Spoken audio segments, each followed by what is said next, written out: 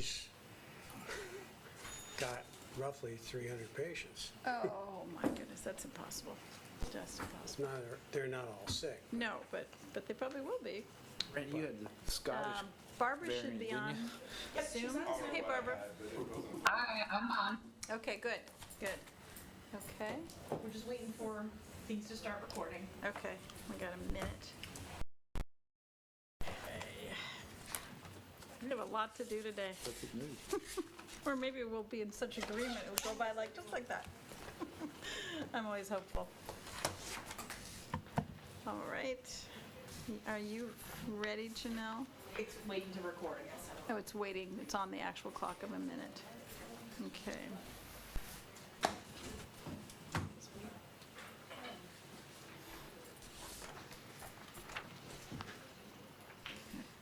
Oh, Recording in progress. okay.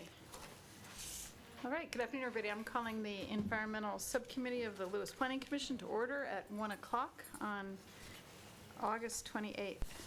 Okay, we do have a lot, and we have a guest. And so first I want to, you are public, but we're not including you in the public comment. You're an invited guest, you're an invited public. Anyone from the public on virtually or in our audience that wants to make a comment on the agenda? I don't think so. There's nobody on virtual. Okay, so then let's start right with Thad Truitt so that he doesn't, you're welcome to stay as long as you want to, but so you can also get back to work. We had talked about having an insurance agent come and just talk to us a little bit about how the insurance industry is looking at flooding, environmental issues, and storms. And Thad kindly agreed to join. He is in Lewis, Truitt Insurance, and you are a broker of a variety. And one of the things, Thad, we were interested in is to just get your sense of where the insurance industry is.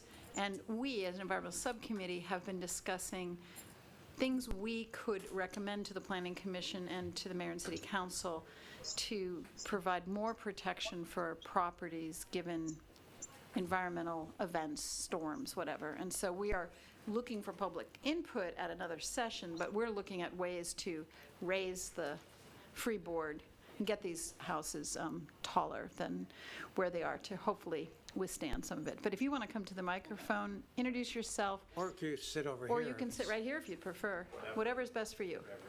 I stay right here. Okay. And I had said to Thad, this does not have to be formal. Just share with us what's going on with the industry, because you are a broker of so many, and then any of us can ask questions. Okay, right, as of today, the insurance companies or the whole insurance industry is in a fight for themselves as far as keeping their losses down with the increasing losses up and down the East Coast and in the Midwest as well with our tornadoes. And every insurance company's biggest fear is a hurricane. And the amount of damage it can do to one specific area. So a lot of insurance companies are either pulling out of Delaware, which hurts everyone, or they're minimizing the number of homes they'll write in certain areas to prevent their exposure if they ever did get hit by a hurricane in a certain area. And then every insurance company also buys reinsurance to protect themselves if they do have a major loss in a certain area. And the cost of the reinsurance has gone up by about 40% since COVID. So with that being said, they're truly trying to get a handle on it and spread the risk. So there are still quite a few companies still writing insurance in Delaware, fortunately. But it's getting smaller and smaller each year. And then the closer, almost every insurance carrier has a 2,500-foot rule, where if it's less than 2,500 feet from the bay or the ocean, they will not write it. So it has to go through a surplus lines, which is the premiums 3 to 4 times as much as, if you were inland. As far as what is available to the committee for recommendations and all that, specifically with the flood requirements, NFIP, National Association or Flood Insurance Program, they dictate. They have not a moving scale, but a set scale as to things you can do within, a town or a zip code to prevent floods or to minimize the floods. Lewis currently, there's a scale of, it's 1 to 4,500. Right now, Lewis is between 1,000 and 1,400, so they're on a risk scale of 8, which is every person who applies for flood insurance in Lewis has 10% reduction in premium right off the bat. And why is that? So CRS program. yeah. Oh, okay, Yeah. So okay. I submitted a request to find Lewis specifically and what they've applied for, and I have not received, because it is federal government, I have not received a call back yet or a response to my email. I think the things that Lewis is qualifying for are recorded elevation certificates, post-bind, pre-construction and post-construction, to make sure that they are building the home at least to flood level or floodplain or higher, and that they're keeping documentation of that, I think, in town, here in Town Hall. Yes. The map, information services is, you make it public available to, or available to the public for if they want to know where they're building or where they're buying, more specifically in Town Lewis, what zone they're in. So they could walk into the library and find that out, or call either a local realtor or a local insurance company, and they will provide what flood zone they're in. And then the other thing, I think, which accounts for a lot of the points, are every realtor that lists a property or has a contract on a property has to submit to the seller and the buyer a copy of what flood zone they're in, automatic, so that there's no surprises. That Who's requiring that? the state requires that every every realtor has to report that. And now At settlement that they have? no, to- it's at settlement, but it has to be part of that packet that they receive Okay. 5 days or 6 days before settlement. Okay. So so if somebody purchases a home in Yep. cash, the mortgage, there's no mortgage involved, so the mortgage company doesn't inform them they're in a AE flood zone. Right.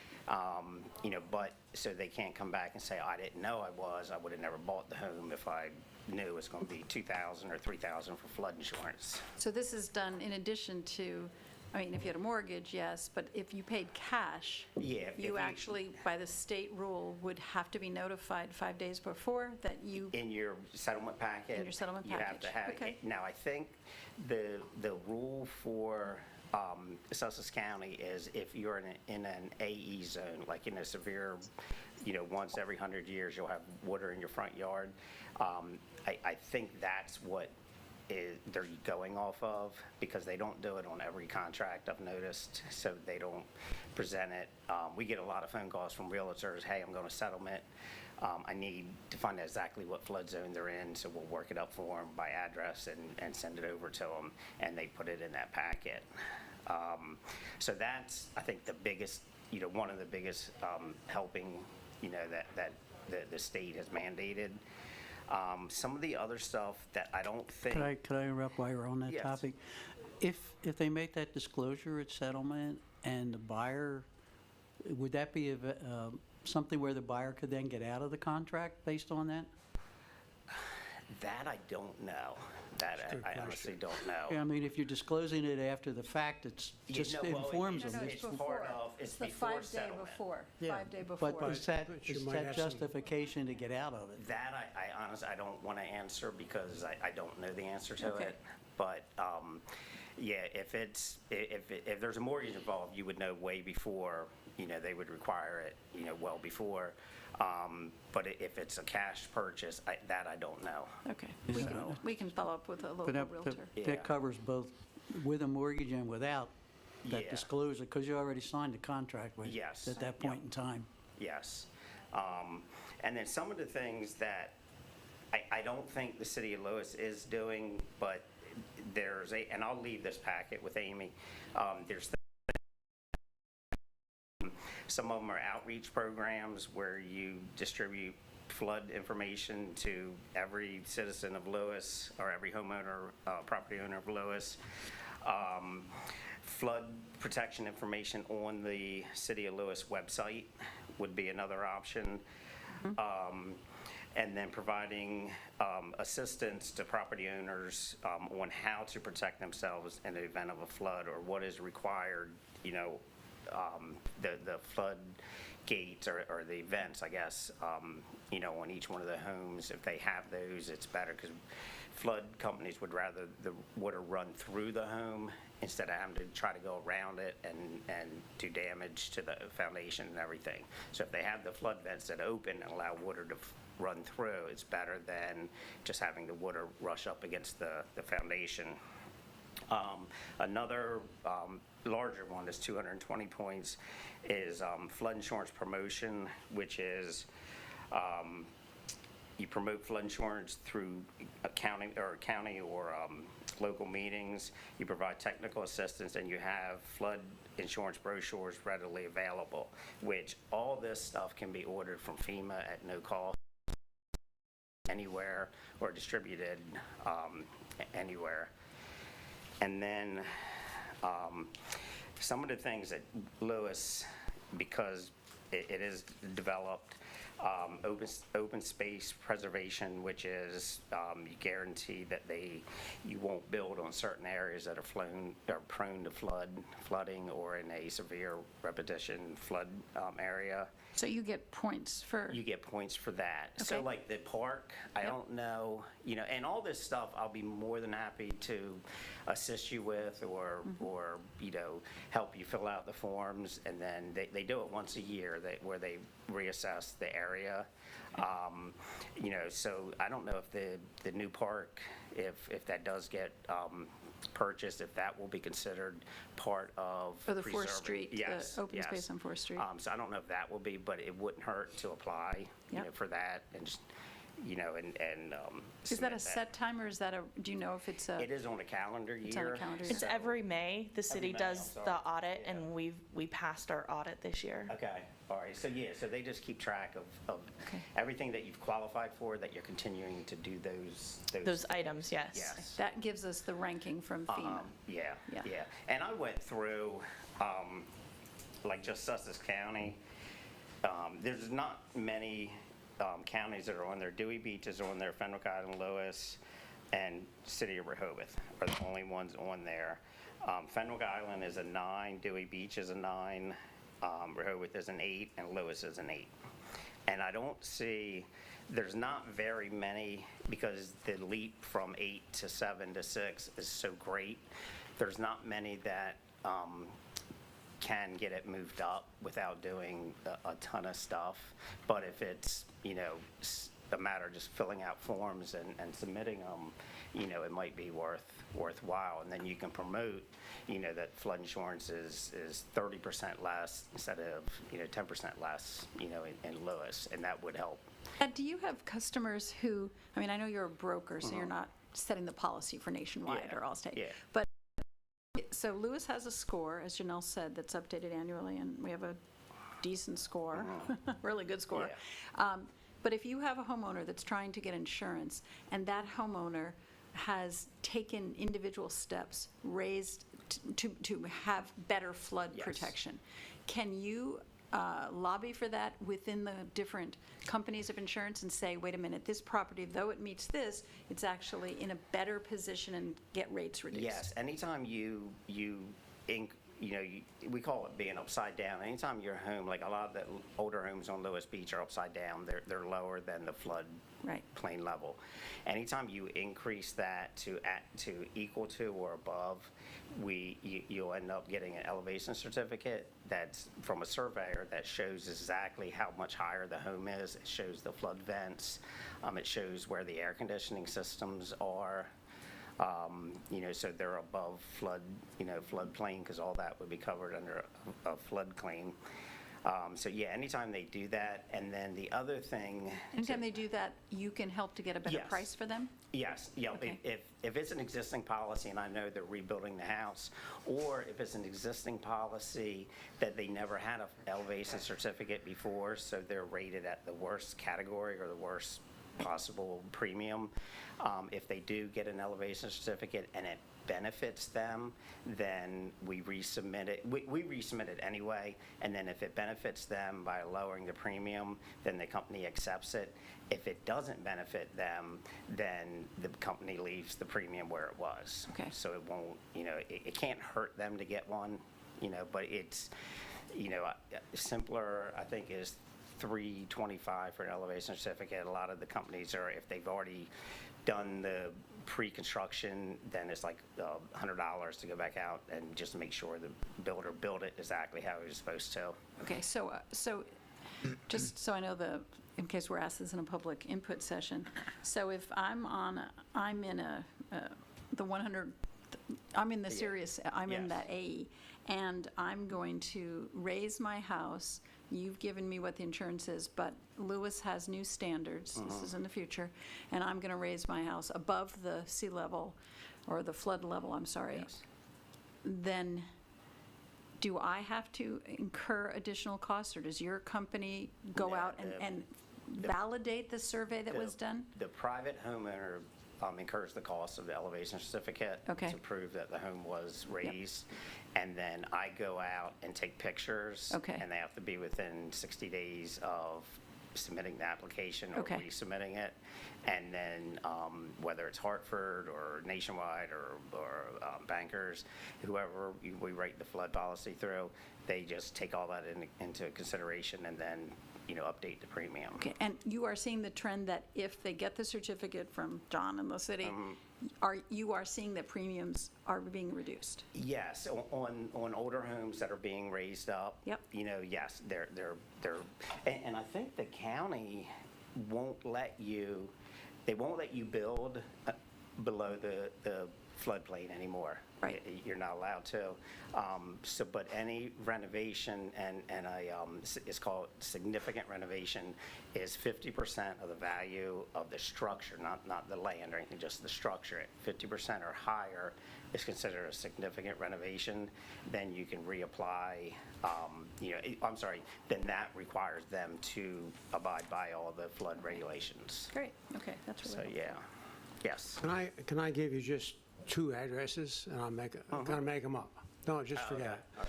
123 East Market Street and 123 West Market Street in Lewis. If somebody came in at 123 East Market Street, would you be writing for insurance for them? And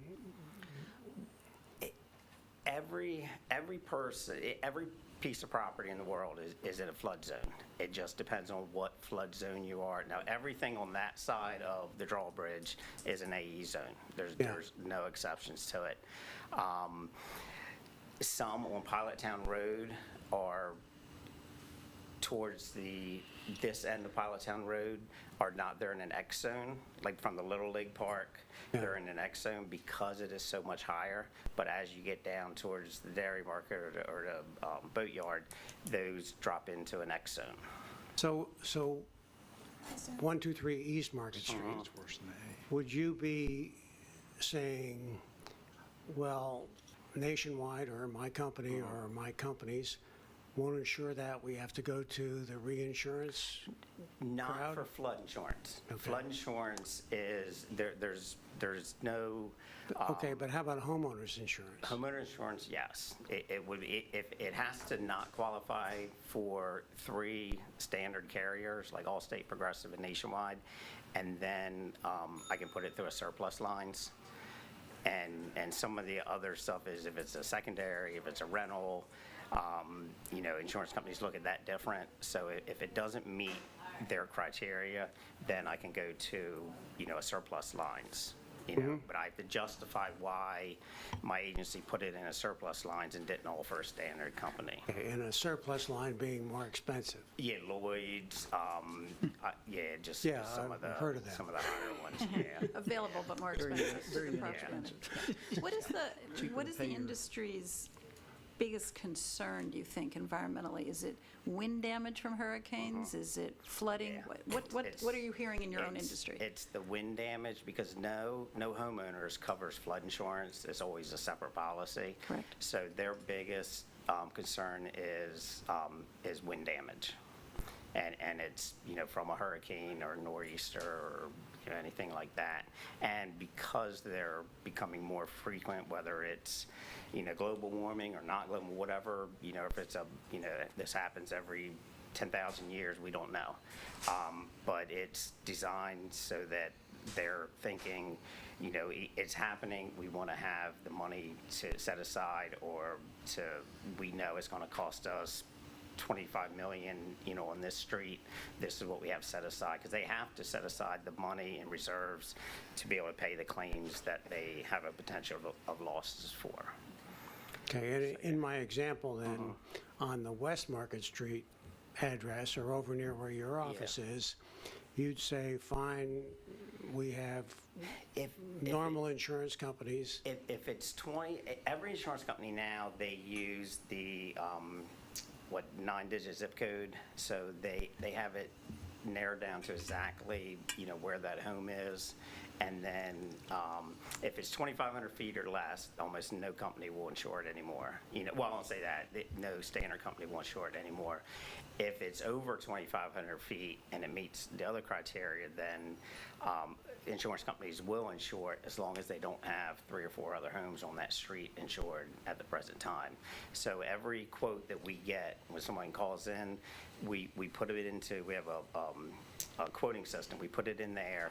The companies that qualify, or say they, you know, the home qualifies through them, then we can pull those quotes up individually and continue with the quote process.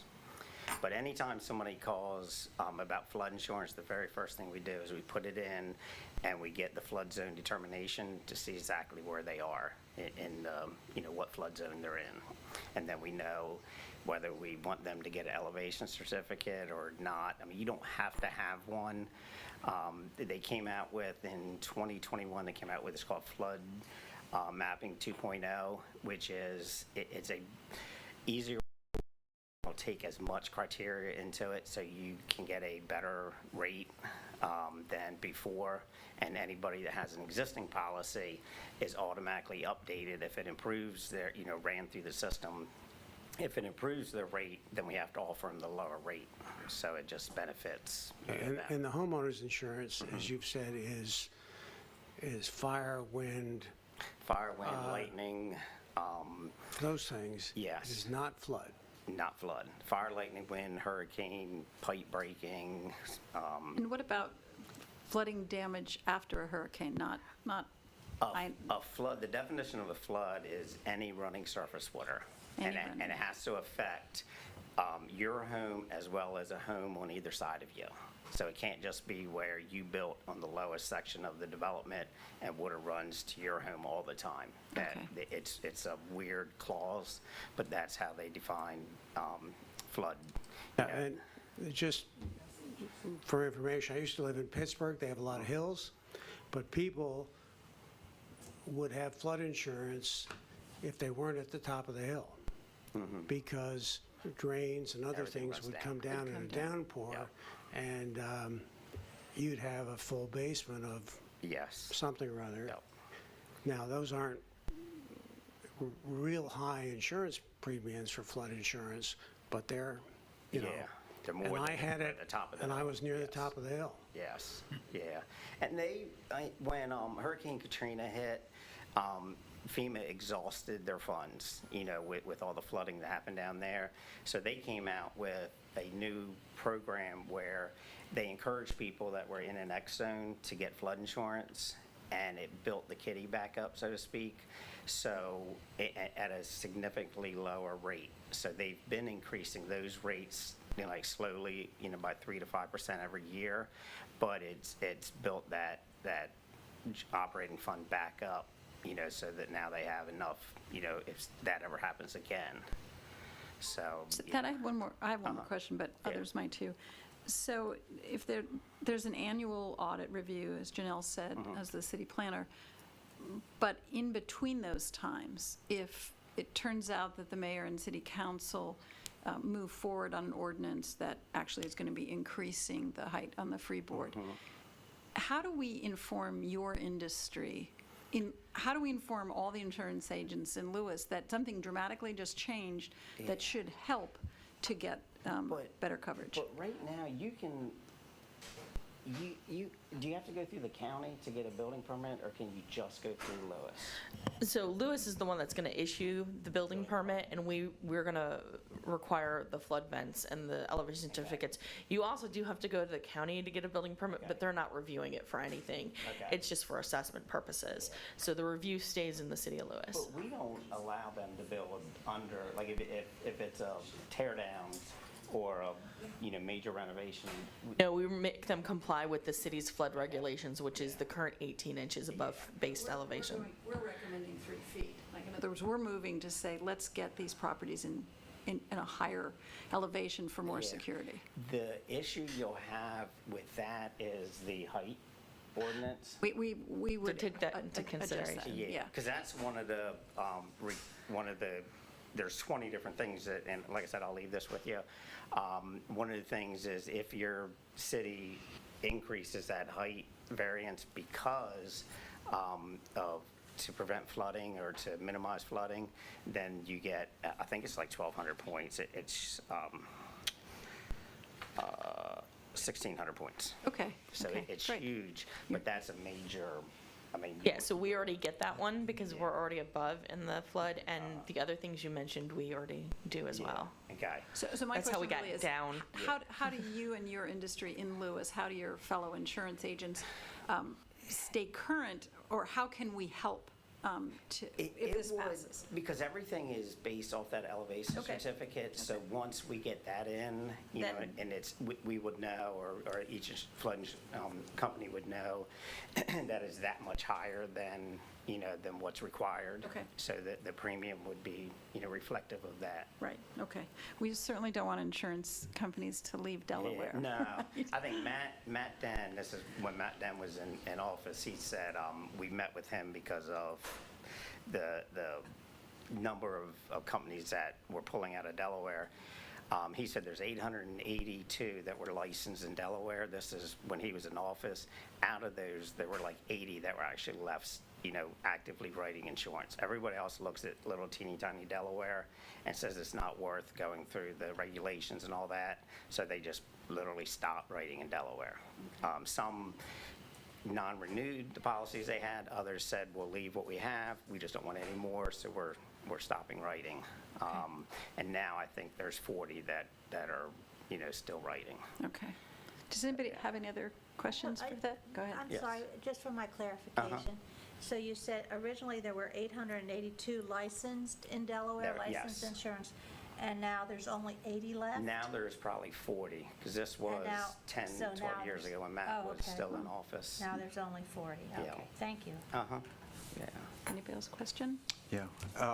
So you mentioned the point system. So how does that correlate to the category? You mentioned category 8, I Yeah, think. you get, and like I said, I'll leave this with you guys.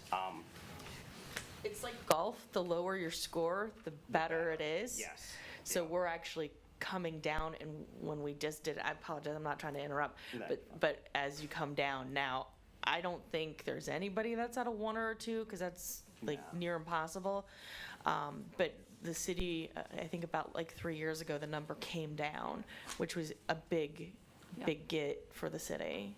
And so does that correlate, is each category reduction from 8 to 7 a 10% reduction? It's when, right now, Yeah. we're at 10%, because we're between 1,000 points and 1,499 points. If we can move it up to 1,500 points, you're at like 15%, and then it goes all the way to 45%. But like she said, I don't know of any company that's at 30%, to be honest. Or any city, I guess, that's 30%. You mentioned a bunch of things. I think about posting things on the website, et cetera, and there are things that we are not doing. No, those are things we are doing. Oh, okay. City has a floodplain, has multiple pages on the floodplain. It also links you to the state's flood planning tool. We have materials out in the lobby. We need to double check because sometimes they walk away, which is a wonderful thing.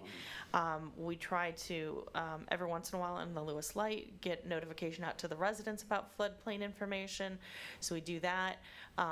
In correlation with BPW, it's the watch what you put in the drain, which also actually counts towards, gets us several points as part of our CRS. So those are things we actively do on an annual All right, basis. sorry, I misunderstood you. I thought No, you said they were additional if we did these things. Yeah. So what would be the next steps of things that we The could one be with doing? the height ordinance is a large one, but that's, like I said, it's on a calendar year, but your audit's in April? May. Everything has to be submitted before December 31st for it to be reviewed, and then when the audit happens, then they can change the classification. So if this ordinance of increased freeboard, increased height in the one, well, we're looking at a variety of flood zones. If that happened, if mayor and city council by chance Allows it. allowed that to happen and also approved that before the end of this calendar year, it could then be in effect and part of the audit that is done by the city, It which would ha- help individual property owners. Yeah, no, I don't know how long the review process is. So if it gets passed in, before Thanksgiving, if we get everything completed and submitted, whether it's a 30-day turnaround like that, I don't know. Okay. But probably the sooner the better. Sooner the better. Yeah, Okay. type of Yeah. deal. And typically, you don't see the number come down every year. It's, you do the annual audit, and then every 5 or 7 years, you do a very deep dive, and that's when your number really can change. You've got a history of things that happen. I don't think any town's ever seen, to my knowledge, based on what you do from an annual basis, it go down. Based on what you don't do, it could go back up. But typically, it stays the same unless you do something really drastic. But perhaps what we're recommending, if that were passed, is, it's not drastic, but it's looking at all the different zones, encouraging, it seems like, It's a very complicated point system. okay, Because you can get up to a certain number. Yeah. It's like you said, it was worth so many points. But yeah, you might already be maxed out at those points, or you fall somewhere in the middle of that point range. Yeah, It's like a 0 to several hundred, or Sure. depending on the category. So you can qualify for none, or you can qualify for some. no, I can Yeah, appreciate. and that all then impacts your overall number. Sure. I recall we had a professional consultant come in, the Quinn report, probably coming up on 7 or 8 years, but it may have been updated even after that, but she went through the entire CRS program and actually made recommendations for trying to get the number higher. But it was going to be hard, as I recall, to get it much higher. There was going to be some significant changes Yeah. the city would have to make. Stop building in the floodplain, Yes. which would get you big a thing. lot higher, or lower. But yeah, to get, I think we've got a really good number right now. And unfortunately, it takes a lot to get to the next, yes. It's exponential. Yeah. Yeah. Yeah, because some of the things, like, Thank you. an example, like floodplain mapping, where you have everything remapped, the maximum points of 850, the average city or town gets 78 of the 850.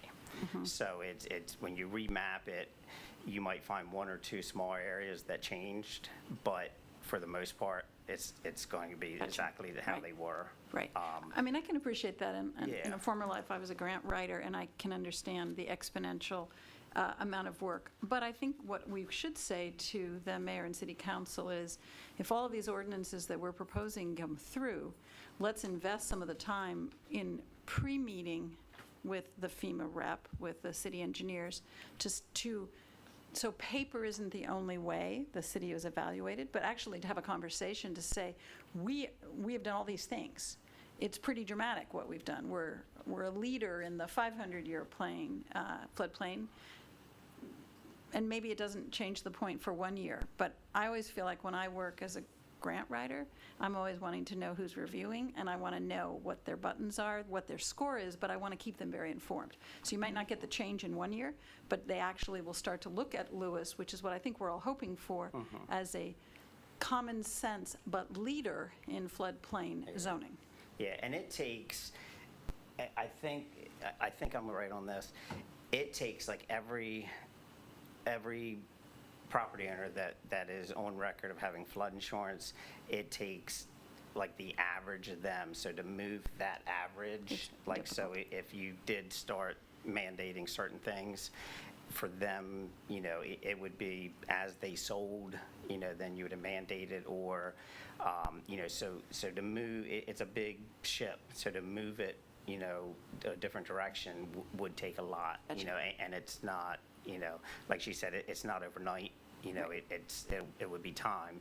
But if you're heading in the right direction, you know, then eventually you will see the change. But, you know, to her point, an 8 is an excellent score, especially considering where we are on the coast.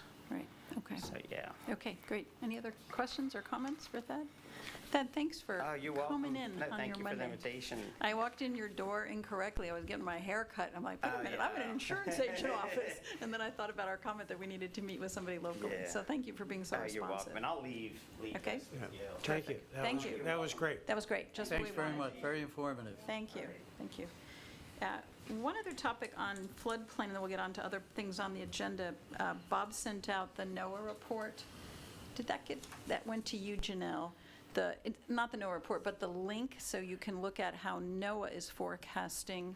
Yeah, I just haven't had a chance to Okay. post it So if I yet. read that correctly, besides your comment of boots, it does raise it to 4 feet at the turn of the century.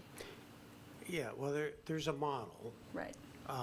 that I sent back to you because there was a newspaper article floating around. Right. It's the model behind that.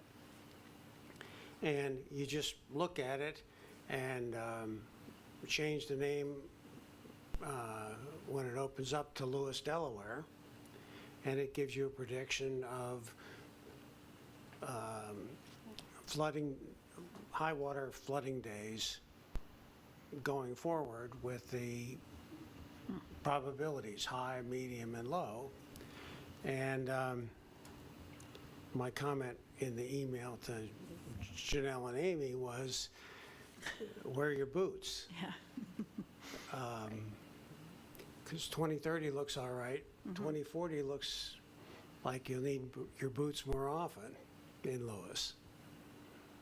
And 4 feet by end of the So century. 77 years from now, and I think that's what's important, so it's none of us, and probably not my grandchildren because they're older, but my great-grandchildren would be on the NOAA model, looking at 4 feet, which we're now at 1.87 or something in the model, or, I think it's like 3.1. So it's raised from 3.1 to 4.0. right, okay. It was something in their model that was below 2, but I thought For what, 2050 it was. for 2050, yes, We'll just ask Janelle to send out to send that out to and everybody. change the name to Lewis. It's and- very easy, you just go in, and put in you'll, Lewis, and you'll see that, and Bob's point about the boots is right, but I think what's really important is when we make the presentation to the public, it's reminding them that what we're recommending, they'll have to increase again. Another committee in 5 to 10 years will have to do this again. We have to get started in this direction because the NOAA model, and I work sometimes with, as a consultant to, not to NOAA, but to people who are working with NOAA, and it's not an aggressive agency. In fact, you can't even say climate change if you are an employee of NOAA. You can say ocean acidification, you can do other terms, but you cannot actually even use, so they're trying to be very careful about their terminology. So I always felt that NOAA was a pretty, I don't want to say conservative, but a scientific, fact-based agency. That's what they're trusted for. So when I looked at that model, my impression was we're headed in the right direction and it's going to have to be more. So if I were building a house right now, personally, I'd go up a little higher. And I just think at our public input meeting, we have to share where we are, what the science is showing, and give people some sense, particularly of the investment that they're making. But that would be great to know if you could send that out and put it on our environmental webpage as well. What struck me about it was the comment about the year of inflection, and it says in 2033, it's when it's actually going to really Right. move exponentially to the bad after that. I mean, it's only 10 years away. Exactly. No, I'm glad you raised that because it was a little more alarming. Yeah. Yeah. Yeah. Okay. All right, back to our agenda, no public comment. Minutes, and I want to thank our fellow committee member Joellen Jordan for writing excellent, though she did say Denise instead of Dennis. And Dennis, I wondered if you were going to comment on that. I'm sorry, and Dennis is because I changed from Denny to Dennis. So Doesn't matter. Messed it up. Either way. All right, do I have a motion to approve the minutes from the August 7th meeting? Okay, Second. Melanie, and Patrick second. All in favor? Aye. Aye. Great. Barbara, thank you for being with us. Presentations, I am still working with the Natural Turf Company, seeing if they can come to our September 11th meeting. We will have at our September 11th meeting Marty Thompson, who's the tree commissioner, and we will have Janet Reeves, who's Parks and Rec, because a number of you are talking in the presentations you're going to be making in the public meeting. We are talking about pesticides. What are our thoughts and what's the public's thought about application of pesticides on municipal properties? We're also looking at corridors for four-leggeds and two-leggeds as Lewis becomes hotter. What is really the plan for city trees? We are not stepping into what the tree subcommittee is doing. What we are looking at it from ordinances related to the environmental side. So, but they're going to come and give us an overview of what is the current plan. Also, a conversation about a tree fund. My fellow commissioner, Mosier, recommended at the Lewis Planning Commission an option, if someone didn't want to plant trees, could we give funds to the city? Could someone give funds to the city? Let's call it a tree fund, to make a simple name for it. And the idea would be increasing tree canopy.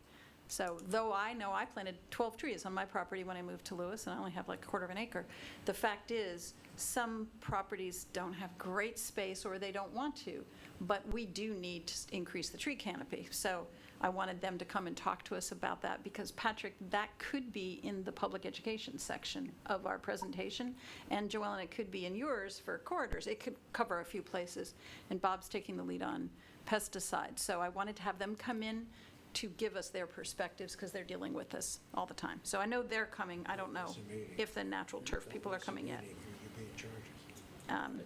Okay. We have Pervious and Impervious. Dennis and Barbara have a recommendation for us. I'm not popping champagne yet, but I'm going to let Barbara and Dennis talk us through it. First, let's deal with Impervious and Pervious, and then lot coverage, and then I want to talk to you a little bit about subsurface. So let's start. Dennis and Barbara, go ahead, and you guys have this in your notes. Is Barbara online? Barbara is online, yes. Take over, Barbara. Oh dear, Go get 'em, I've got girl. to bring it up. Okay. Let's see. So what we did to try and make it clear is start with the current definition. We did look at, we listened to your comments. We looked at the list that collected definitions of pervious and impervious. We particularly looked at the Chesapeake City and Charleston definitions because people seemed interested in them. And we also considered what we've heard from GMB and an email that we had gotten from Brent some time ago.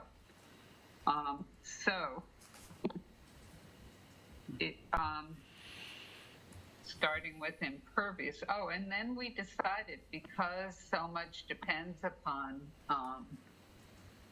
how we treat impervious surfaces in terms of lot coverage, maybe we should look at and propose a definition of lot coverage, even though that wasn't part of our assignment. So we did all three, and I hope that it resolves some of the controversy and indecision, but please, let us hear your, I don't want to read it out loud, but let us have a look at it. Yeah, actually, I don't mind reading it out loud.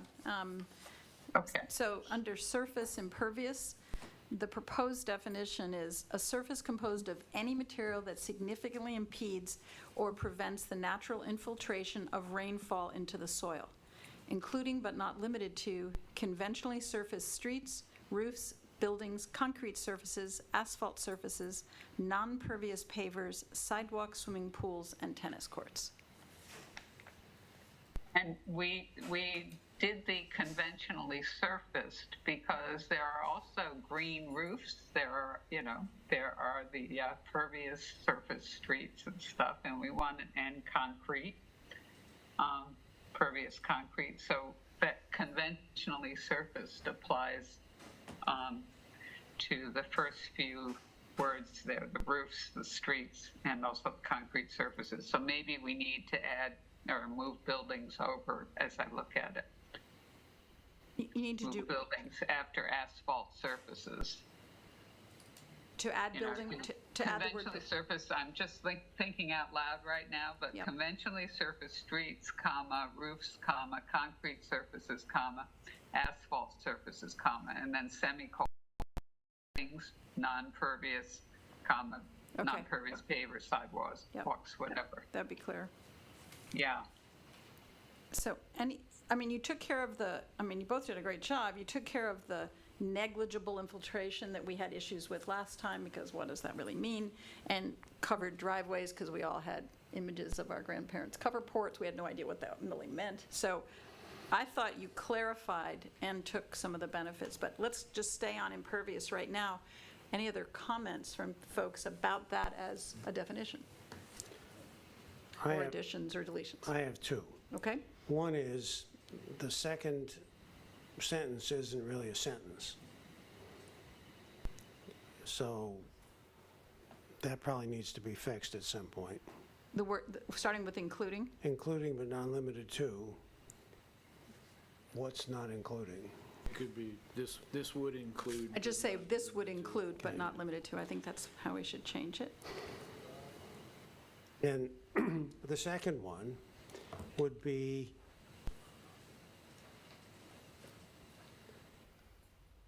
we might think about adding something that says any surface that is not pervious.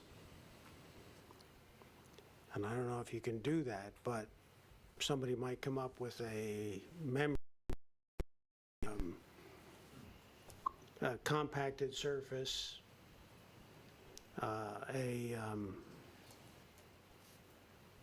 some other thing that we haven't really thought of.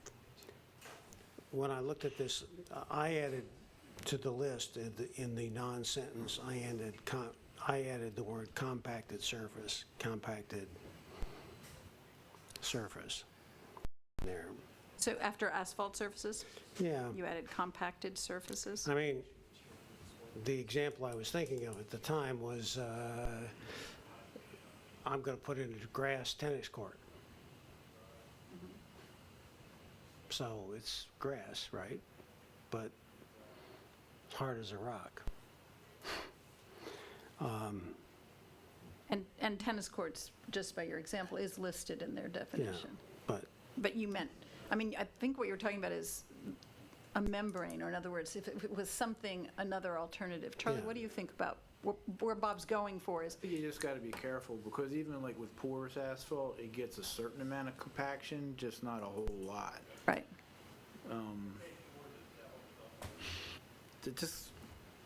I definitely see where Bob's going. I just feel like we got to be careful about it. I'm not quite sure how we would revise it to make it work. I mean, it's almost like the negligible comment. I mean, compacted could be 50%, 95%.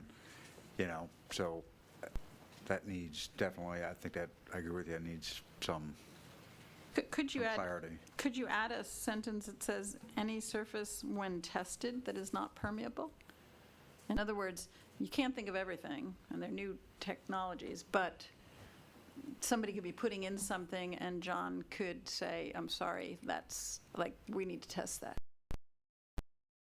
Trying to figure out a way to cover the unknown, because I don't want in a definition something that's so vague, no one can figure it out.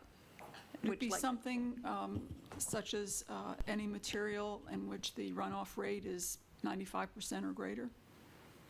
That's definitely more defined. Yeah, it could be something like that. I'd like to think about it a little bit, exactly what that wording would be.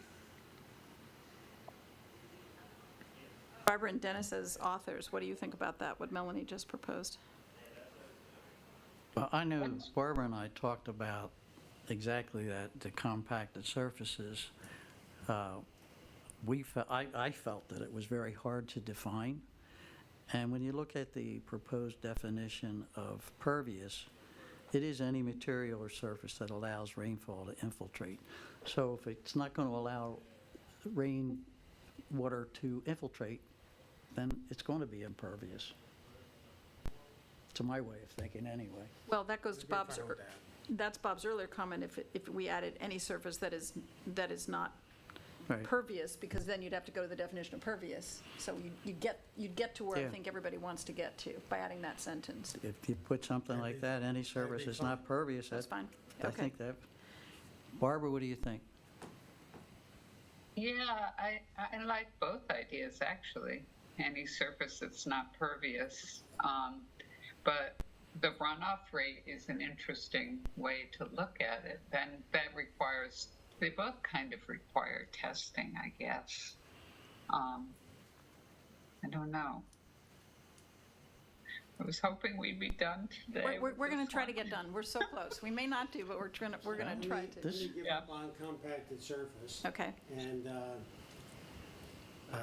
because the next Barbara Curtis, 10 years from now, will have something that needs testing. Yeah. Yeah, I'm thinking like rubber membranes that people put down on roofs. They're obviously or impervious, and if someone put that down on the ground, we would want that to be included. So I understand what Bob is talking about. Yeah. Well, could we just say any other material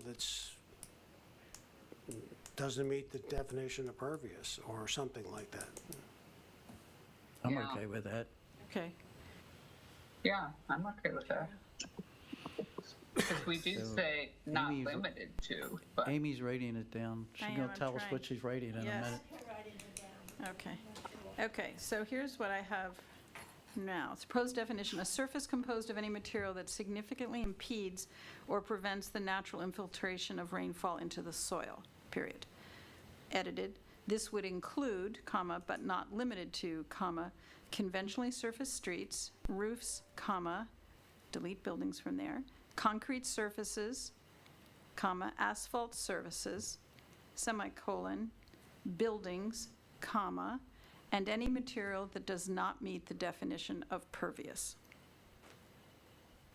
That gets us there? That good? so I would like to see the non-pervious pavers, sidewalks, swimming pools, and tennis courts left in. Oh, I'm sorry. Buildings, sorry, comma, non-pervious pavers, comma, sidewalks, comma, swimming pools, and tennis courts, period, and any material that does not meet the definition of pervious. Or semicolon, and then material, Where do you any want, other material. where do you want that semicolon? Right before any material? Yes. Okay, all right, Brent. Could I offer, instead of just saying tennis court, saying like sport court or activity? Multi-purpose court. Multi-purpose court? Is going to be best, because that way then Pickleball Yeah. courts. basketball. Basketball. Because if I lined it for a half-court basketball, it doesn't meet that definition. Correct. Okay. Are you editing as we go, Janelle? No. No. Would you like to? And then it be on the record? I can do it slowly again, and then we can see if we have a vote on this one. Okay. Okay. Proposed definition, dash, a surface composed of any material. Are you going to edit live so I can go slowly, or what do I need to do for you? So you're gonna have to give me a minute if I'm gonna edit live, because I've gotta, I would like to, because I think this has taken give so me long, just a minute like a to- lifetime for Lewis, and I want to make sure we have exactly periods and semicolons where we want them. You tell me when you're ready. okay. Okay. A surface composed of any material that significantly impedes or prevents the natural infiltration. No, this is all in there. She doesn't have to do anything. I'll be slower when I make edits. Of rainfall into the soil. Okay. That first sentence stays exactly. Okay? Right? Yep. Now take out the word including, replace with this would include, comma, keep but not limited to, comma, keep conventionally surfaced streets, comma, roofs, comma, take out the word buildings, we're adding it later, concrete surfaces, comma, asphalt surfaces, semicolon, buildings, I guess you would have to do a, why would there be a semicolon there? Concrete surfaces, asphalt surfaces, buildings, comma, non-hyphenated pervious pavers, that's what's there, comma, sidewalks, that's there, swimming pools, and replace tennis courts with multi-purpose courts. Semicolon, and any, this is new, and any material that does not meet the definition of pervious, period.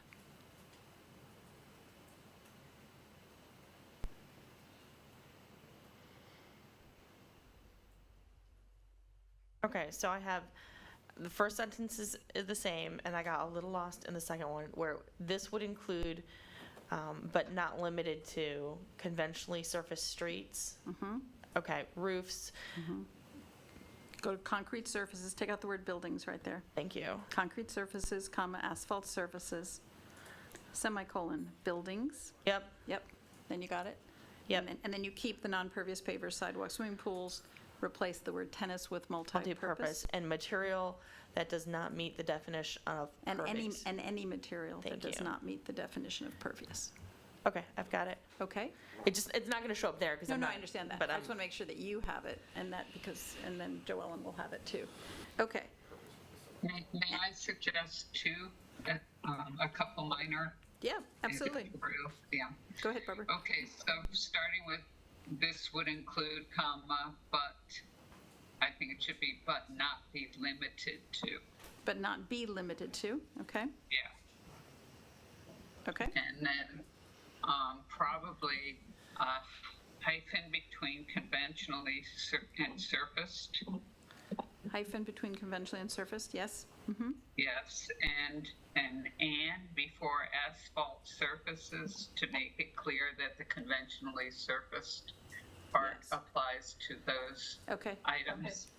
Janelle, do you have that? After concrete surfaces, comma, and asphalt surfaces, meaning they all apply to conventional yep, surface. then semicolon Yes. buildings, comma, non-pervious pavers, sidewalks, swimming pools, and multi-purpose courts. Then semicolon, and any material that does not meet the definition of pervious. Correct. Good, Good. Okay. Brent, go ahead. So are we trying to define impervious in general or on private property? Tell me what your insight is, because I don't know how to answer that. Because conventionally surfaced streets is not on private property. It's Yeah. all in the public right of way. Right. But if it's in a driveway? And It's you've got not a concrete street, It's not a surface, street. asphalt surface. Yeah. it's a But what about all driveway. the alley conversations that we keep getting? Those are Yeah. still public. It's Okay. public right-of-way. Okay. Well, why can't we have this definition for both? You can, but I mean, the planning commission would So- really like to have clear definitions and not a lot of different ones, the unless it's needed. semicolon is making my eye twitch. Which semicolon? The one in between, like. Asphalt surfaces and buildings? and buildings. Because if you're just gonna list what's impervious, just list it. Yeah. And if you wanna list conventionally surfaced streets and call it out as either concrete or asphalt, then put them in parentheses. but then that's kind of leaving out driveways. That's leaving out driveways, right. Right. Right. So I would say the conventionally surfaced streets can go, concrete surfaces and asphalt surfaces covers conventional. It covers it, but the layperson needs easy nouns. Concrete and asphalt is easy. Clear. Yeah, because you say conventionally surfaced streets, like What is conventional? What's surfaced in a street, non-conventional? Okay. because a street really Right, doesn't. But to the normal person, they go, well, what's non-conventional? Because everything's a street and everything's asphalt. Well, but we do. Well, yeah, but you also have concrete driveways, asphalt Right, driveways. so You've so got put that concrete covered. and asphalt in there. Right. So are you saying if we took out the term conventionally serviced streets, Take it out. take it Yeah. out, and then it would say, this would include but Roofs, not limited to buildings, concrete, roofs, asphalt, buildings, concrete non-pervious. surfaces, okay? No Yeah. semicolon How do either. you feel about that? And Melanie, I've learned to you and Bob, because you've done so many definitions for planning commission. Okay? My wife has 3 master's degrees in English. She would kill me if I didn't say anything.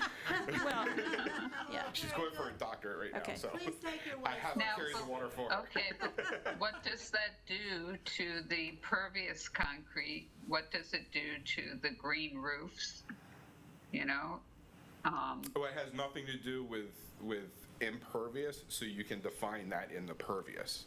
Define what do. you're talking Yeah, about, so Barbara, not what we, you're yeah, not exactly. talking We can about. clarify that in the pervious, Right. in the pervious, I agree with you. Right. So we're not going to lose the green roof. Right. Okay. Okay.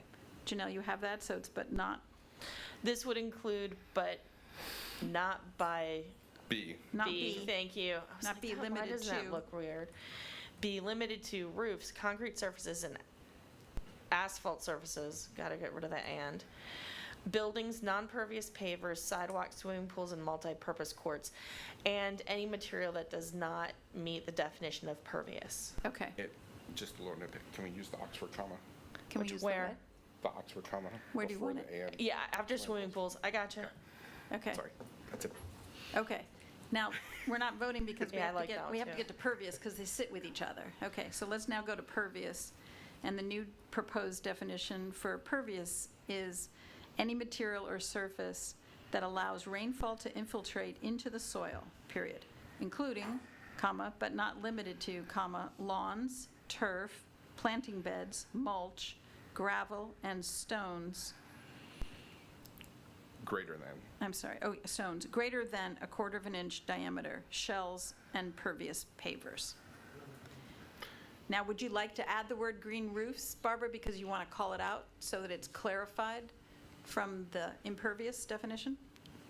Wouldn't that come under best management practices? Yeah, I mean, it's still, Would that- it's still impervious. I mean, Yeah, I mean, A green roof? Yeah. Green roof for It- me is it- going to be counted towards the Lot coverage. footprint of the house. yeah, So it's not going to, it's not a double not going to count. impact Not gonna anything. impact But it, see, okay. that's. But if you want to give lot incentives coverage for is something like different that, than PMPs. pervious, impervious. But we could put, yeah, okay. I think you should spell out greater than. I I do did. too. Gus, you saw me pause and I'm like, okay, I remember, is that greater than? Absolutely, sorry. I got that. I got you because I was like, You heard my pause. I was like, Yeah, I do too. I must have that. And Mulch, I have gravel the and Oxford stones comma. greater than 1/4 inch diameter. Mhm. Other edits, yes, go ahead, we'll start with yours, Brent. So lawns and turf, I would say natural lawns and natural. And they're almost the same. No, but I'm hoping that turf guy comes because he's saying there are some new natural turfs, Right, so, but yeah. to But let's sports use the person, word- when you say turf. It sounds like astroturf. It's astroturf. Okay, natural turf, natural I lawns, have to, so we'll just call it natural lawns and turf, because that would be I'd natural. almost take the turf out. We don't need turf. Natural Well, lawns. turf is a defined term, though. I mean, you broader. look it up online. We did a little bit of research on this. But a And- turf lawn would, a turf area would count as a lawn as well. So the lawn, it's a subsect of a lawn. So if you say a natural lawn, it would cover turf. But So are there from a not planning artificial perspective- turf materials that are pervious? I'd rather now? have the turf in there. Okay. Because that way when somebody comes and it's like, do we allow turf or not? it's a yes or a no. It's clarifying for you. Because we've had that in the past, and Okay. it's just Okay, clear from well, and one of the reasons why. a residential. One of our drivers for this is clarity for the public, but also clarity for city staff. John, you had a question, then Melanie, you made a comment about turf, but I think maybe they The addressed lawns it. are broader than grass. You want grass? Well, dune grass is a grass, but it's not a lawn. Or other indigenous natural grasses that somebody might put in Yeah. that wouldn't be cut close, that are not cared for like a lawn would be A cared. low mow grass. But that would fall under planting beds, right?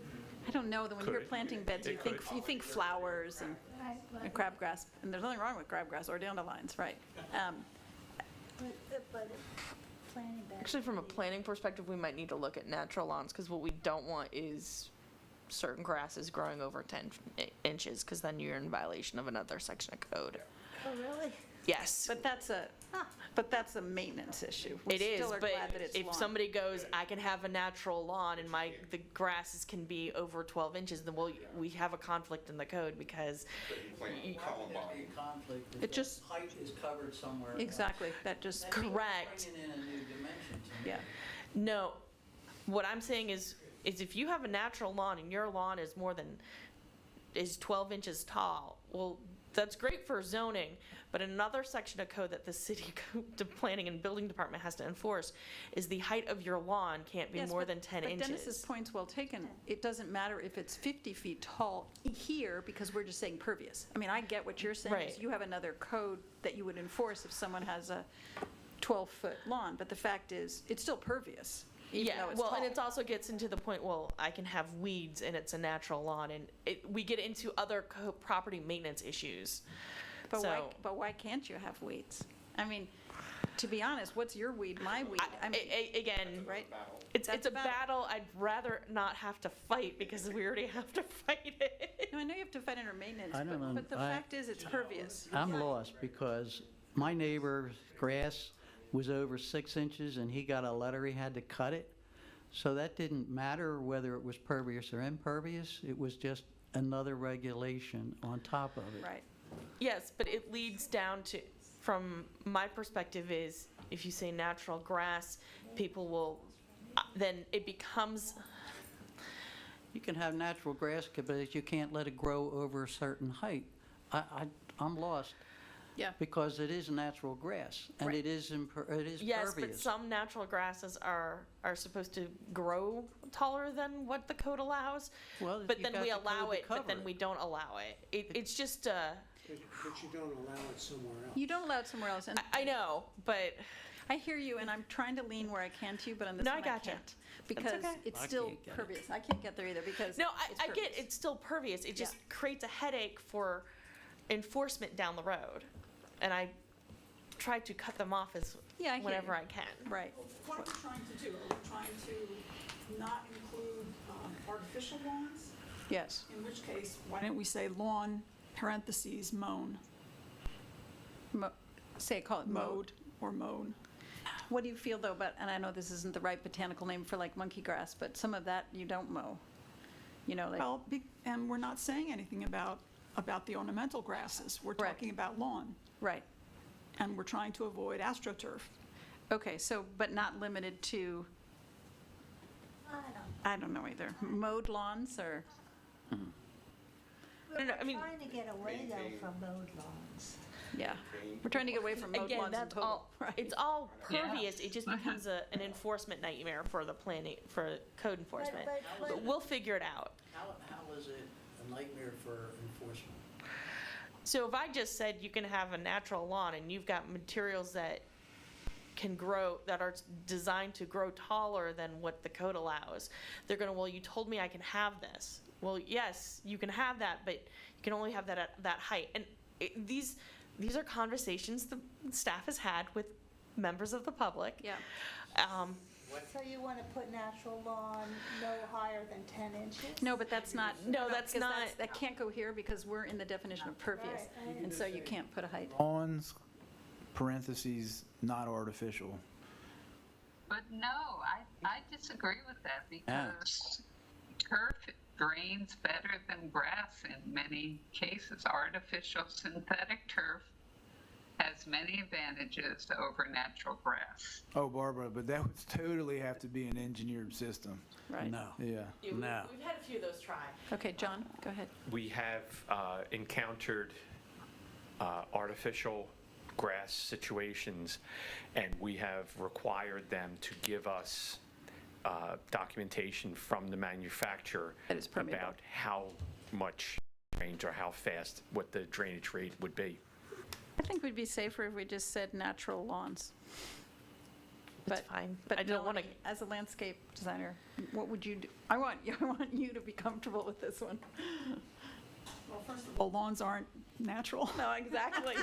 I'm with you 100%. Well, can we just leave it like it is? Yeah. Just say lawns. Yeah. Just That's keep what it says. keep Well, what the word is, okay, let's say we You just have to kept lawns. What do you want to do with turf? Leave it there. Does it Yeah. say something else to you, Melanie? I'm confused by it, actually. Yeah, I am too. But you're saying, Janelle, you like turf or not? No, I just wanted to be clear. Are we allowing turf or not? Yes. So if we're allowing turf, I need to know where it falls, and it needs to be called out somewhere from a resident. Maintenance, for maintenance, another part of the code. Well, no. Natural turf and an artificial turf? Yeah. Yes. I went on the Yes. garden tour, and on the garden tour, Yes. there Why can't you was. say? Natural turf. Natural or Why don't we just say natural lawns and turfs? tested or. Put them together. Natural lawns and turf, meaning natural applies to both. The adjective goes to both. Barbara, you were So having a then pause. what do you do about the artificial turf that's permeable? We'll say it's or tested. Well, just like yeah, exactly, Patrick. Just like in the other one, we had any surface that is not, any material that does not meet the definition of pervious, we could add under pervious, any material when Right. tested. In other words, here's your way, if you don't fit in here, you're going to have to spend some money and you're going to have to test it to prove it. That would be that would catch the others if someone's putting up a mini golf course in their front yard or something dreadful. Okay, but not limited to, Yeah, okay. Barbara, go ahead. Yeah, I guess I can deal with that, but some of the comment about other kinds of natural landscaping, you know, where you've got, that aren't planting beds per se, but are quite, like all these people that have their wildflower or wildlife lawns. Right. I don't call them lawns. How do we cover that? It could be Or called- do we call them Landscaping. lawns? Could be called a meadow. You know, it could be called a meadow because a meadow doesn't imply size. A meadow implies content. I'm with you 100% because I think a lot of people, Janelle, you look, you're having heartburn. But the How fact about is, landscaping? pardon me, How about some kind of natural landscape? Yes. I like that, natural landscaping, yeah. Or naturalized landscaping. There is a difference. There's, That has an either sharp edge. it has an or edge fine. and it has mulch How and about the people. driveway? Is that an edge? There's a separation between a hard surface and the grass. Yeah. Planting beds, any gardener would not connect planting beds to a wildflower front yard. They're different things. Right. Natural landscaping. So right now, it's including but not limited to natural lawns or turf, planting beds, natural landscaping, mulch, gravel, and stones greater than a 1/4 inch diameter in shells. Oh, I lost. Nope. Shells and pervious pavers, and then any material that can something. That when tested. Thank you. And I don't know what the criteria is, Charlie and Brent, when tested, but that meets what? That when tested has an infiltration of blank to blank? I mean, is there, Greater than 2.5 inches per hour, I think is what SED goes. by. Denrex, yeah, Yeah. greater than Okay. 2 inches an hour. 2 inches an hour, or is 2.5? That's what Denver has, 2 Yeah, inches. it's 2. I don't 2 know. inches an hour, okay. I want to go back to the meadow and natural landscaping. Yeah.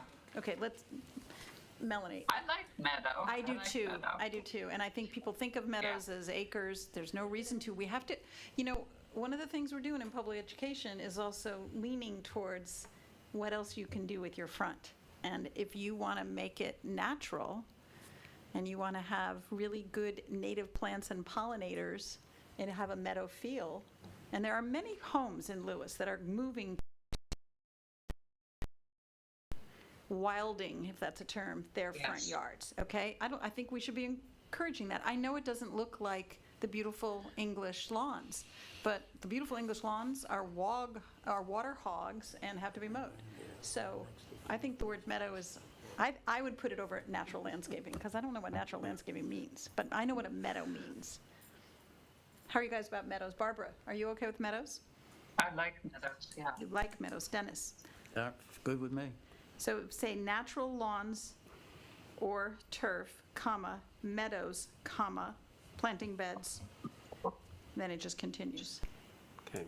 Okay, let me see if I'm, or Janelle, do you have it and you want to read it, or you want me to read it? Yeah, so I just including but not limited to natural lawns or turf, planting beds, meadows, mulch, gravel and stone greater than a 1/4 inch diameter, shells, and pervious pavers, and any material that when tested will have an infiltration rate of a minimum of 2 inches per hour.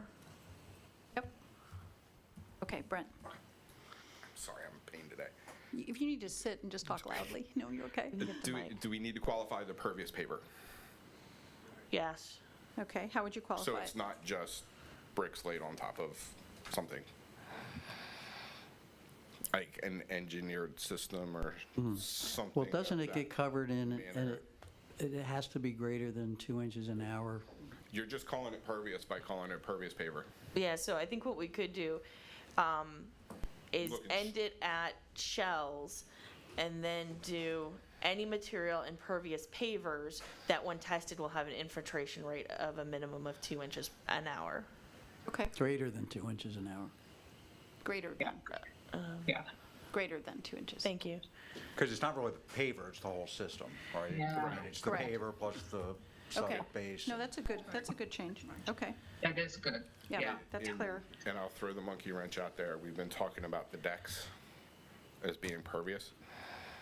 Oh, That doesn't fit in, it actually fits in the impervious because it doesn't fit anywhere. I'm hoping we can find it in lot coverage. It doesn't, It doesn't really sit impervious and impervious. So I think where we have to maybe add a sentence is when we get to lot coverage. Agreed. It's really when it counts, because it's not pervious. right. So it's But if silly. it's not built to that, then it needs to kind of fit in the impervious. Well, when you get to lot coverage, when the code, it says decks, it's covered there in lot coverage. Right, but lot coverage is not impervious. Correct, but we know they are sisters to each other in Right. how we are implementing things. So, I mean, if you start to say, I want a deck in pervious or impervious, well, what about shake shingles? And, I mean, you start to go into all materials. Well, shingles are more or less on a roof building, but a deck, you can have an 800 square foot deck, and it doesn't But fit I'm, in here. I'm puzzled, because in the code, it covers overhangs, which we talked about, But you're but we rewriting the never code. realized it was in the code. We never talked about it being in the table of dimensions, and it is there, as well as decks that count towards lot coverage. And where pervious and impervious really makes a difference is when you get to there.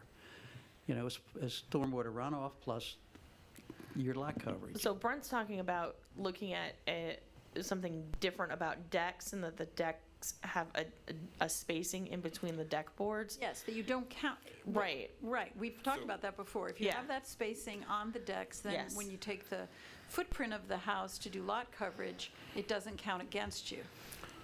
So here, somebody's doing a commercial development, wants to throw a deck out there for outdoor eating, and has to run stormwater for impervious area calcs. It doesn't fit in either one of these. Correct.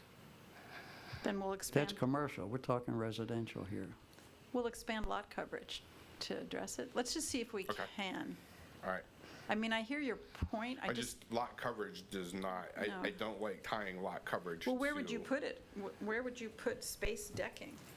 As a pervious? It would be impervious, you know, It's impervious, but if you have grass, so it's space decking there's with a- sand or grass underneath. there's a Yes. caveat that impervious, a deck built to certain standards. We could put that somewhere else in the code when we talk about Okay. decks and Okay. accessory structures. I think we can do that. Okay. Okay, That way, I think it causes less confusion, this- and my brain can already kind of see where, like, when we talk about fences, because when we talk about fences and other things, we can put it in there. okay. And I think I'd that would rather that, fit. because it's just like the maintenance thing, that it's in another part of the code, which is dealing with maintenance, so this is another, but it's not in the definition of pervious and impervious. Okay. Definition of a meadow, because I don't think one exists. Well, I mean, No, I think so. I think you're absolutely right. When we bring this to the planning commission, just like the tree committee brought, they had some definitions that they added. So I'm leaning towards Melanie. Okay, I will come up. If you would do that, because then when we actually go to the planning commission, which would probably be the October planning commission meeting, we're going to want to have the language that the planning commission Right. can look at as an ordinance. And so just let's get that definition in, because you're Then right, we'll Bob, tell somebody's them going to all have it. to That's go where to we the can bake highlight. in the native plantings in that definition as well. Oh, that'd be nice. Yeah, it is. that's great.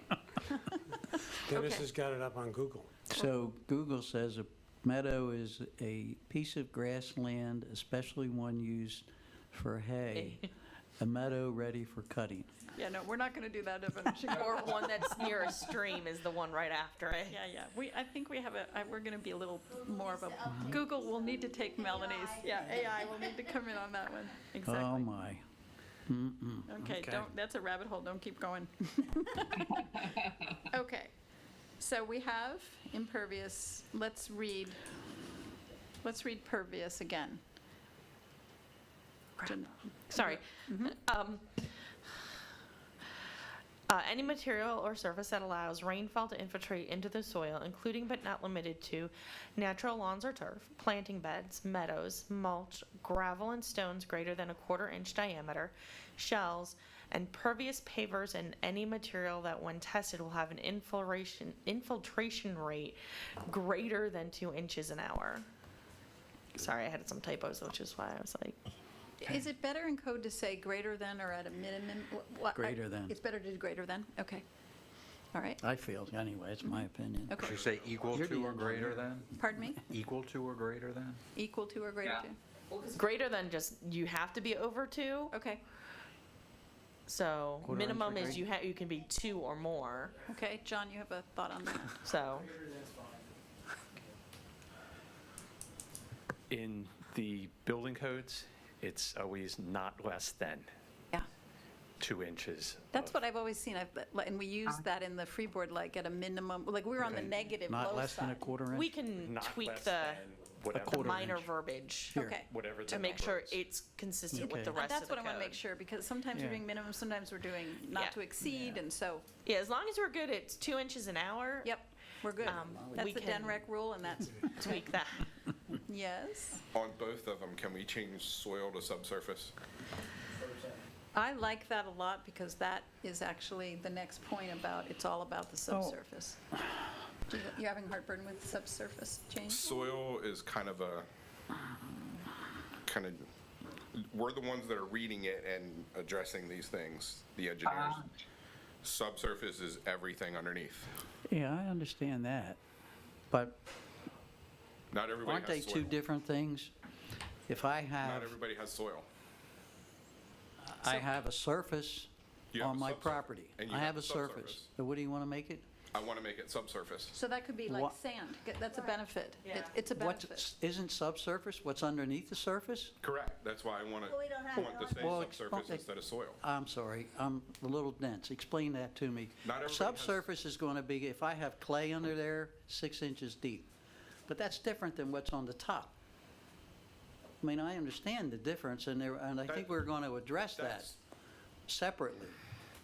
Subsurface is the industry standard of where it goes.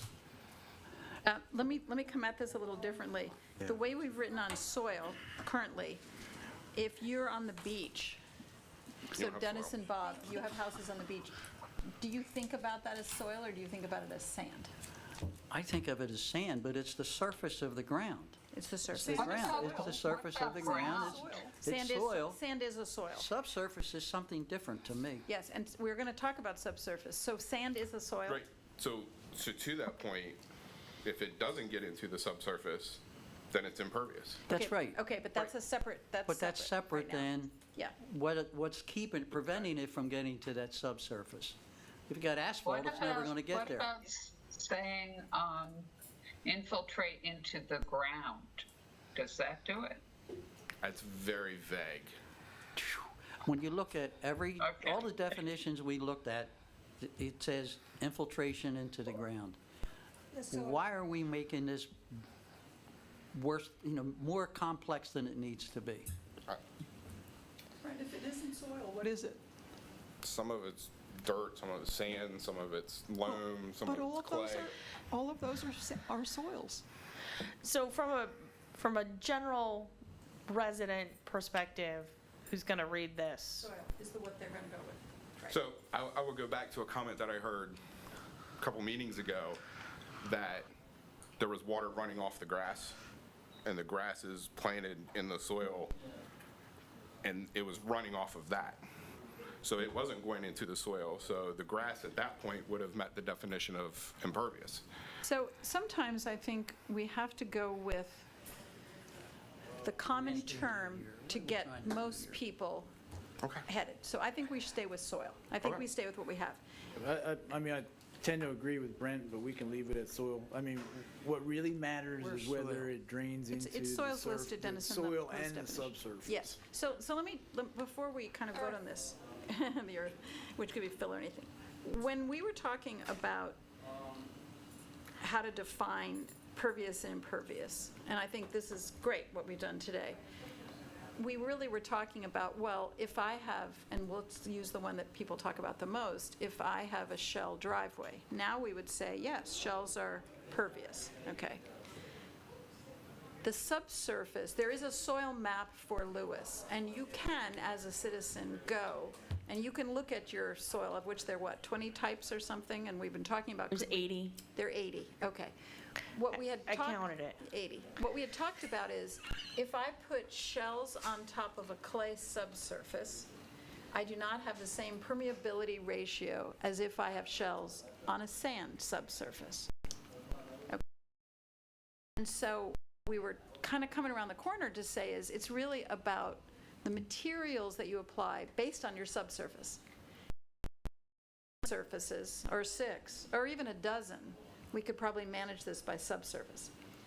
I looked also at managing it by zones, like the beach is one or the other, and the attorneys have said no because of the Delaware unified or uniform, you can't do that.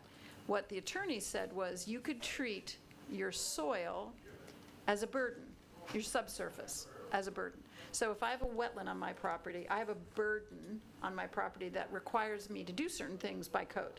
So if I have a burden of a clay soil, and I apply a shell driveway, walkway, I'm not going to have the same results as I would if I had sand as a subsurface. That's the truth, and that's the science. The difficulty is that is requiring a lot of human intervention or hiring of an engineer to figure it out, where here, I would say that we've got 80% of the people doing the right thing, because we're trying to have them move to the right materials. That's not to say that there isn't 10 or 20% of people who will, quote, misuse this for lot coverage, and that's totally in quotes, whether they intend to or not. Is we can't account for every, we have to translate policy into ordinance that counts for more than the majority to get us to the end we want to get to. And if we look at every single scenario, I was hoping we could just do 4 or 5 soil types and say, that's the definition. But given we can't, then what we have here, before we get to lot coverage, is we have very good definitions. Then we can go into lot coverage, and I can see that you've come up with some credit allowances.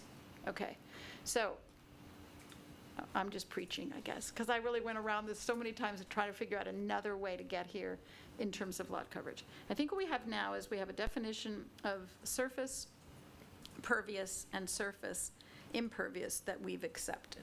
So I think we should take a motion on the two definitions. And then we're going to talk about lot coverage, okay? I would make a motion that we accept the two definitions as amended. Okay, do I have a I'll second? second. Patrick seconds. All in favor, or I'll vote? Aye. Aye. Okay, unanimous. Fantastic. Okay. Now we're going to go to lot coverage, and Barbara and Dennis, tell us what your thought process was. And thank you for going ahead on lot coverage. Yeah, it wasn't what we asked you to do, but in fact, it's the sister No, or the bad brother we have to look at. You're right, it's the sister. Okay.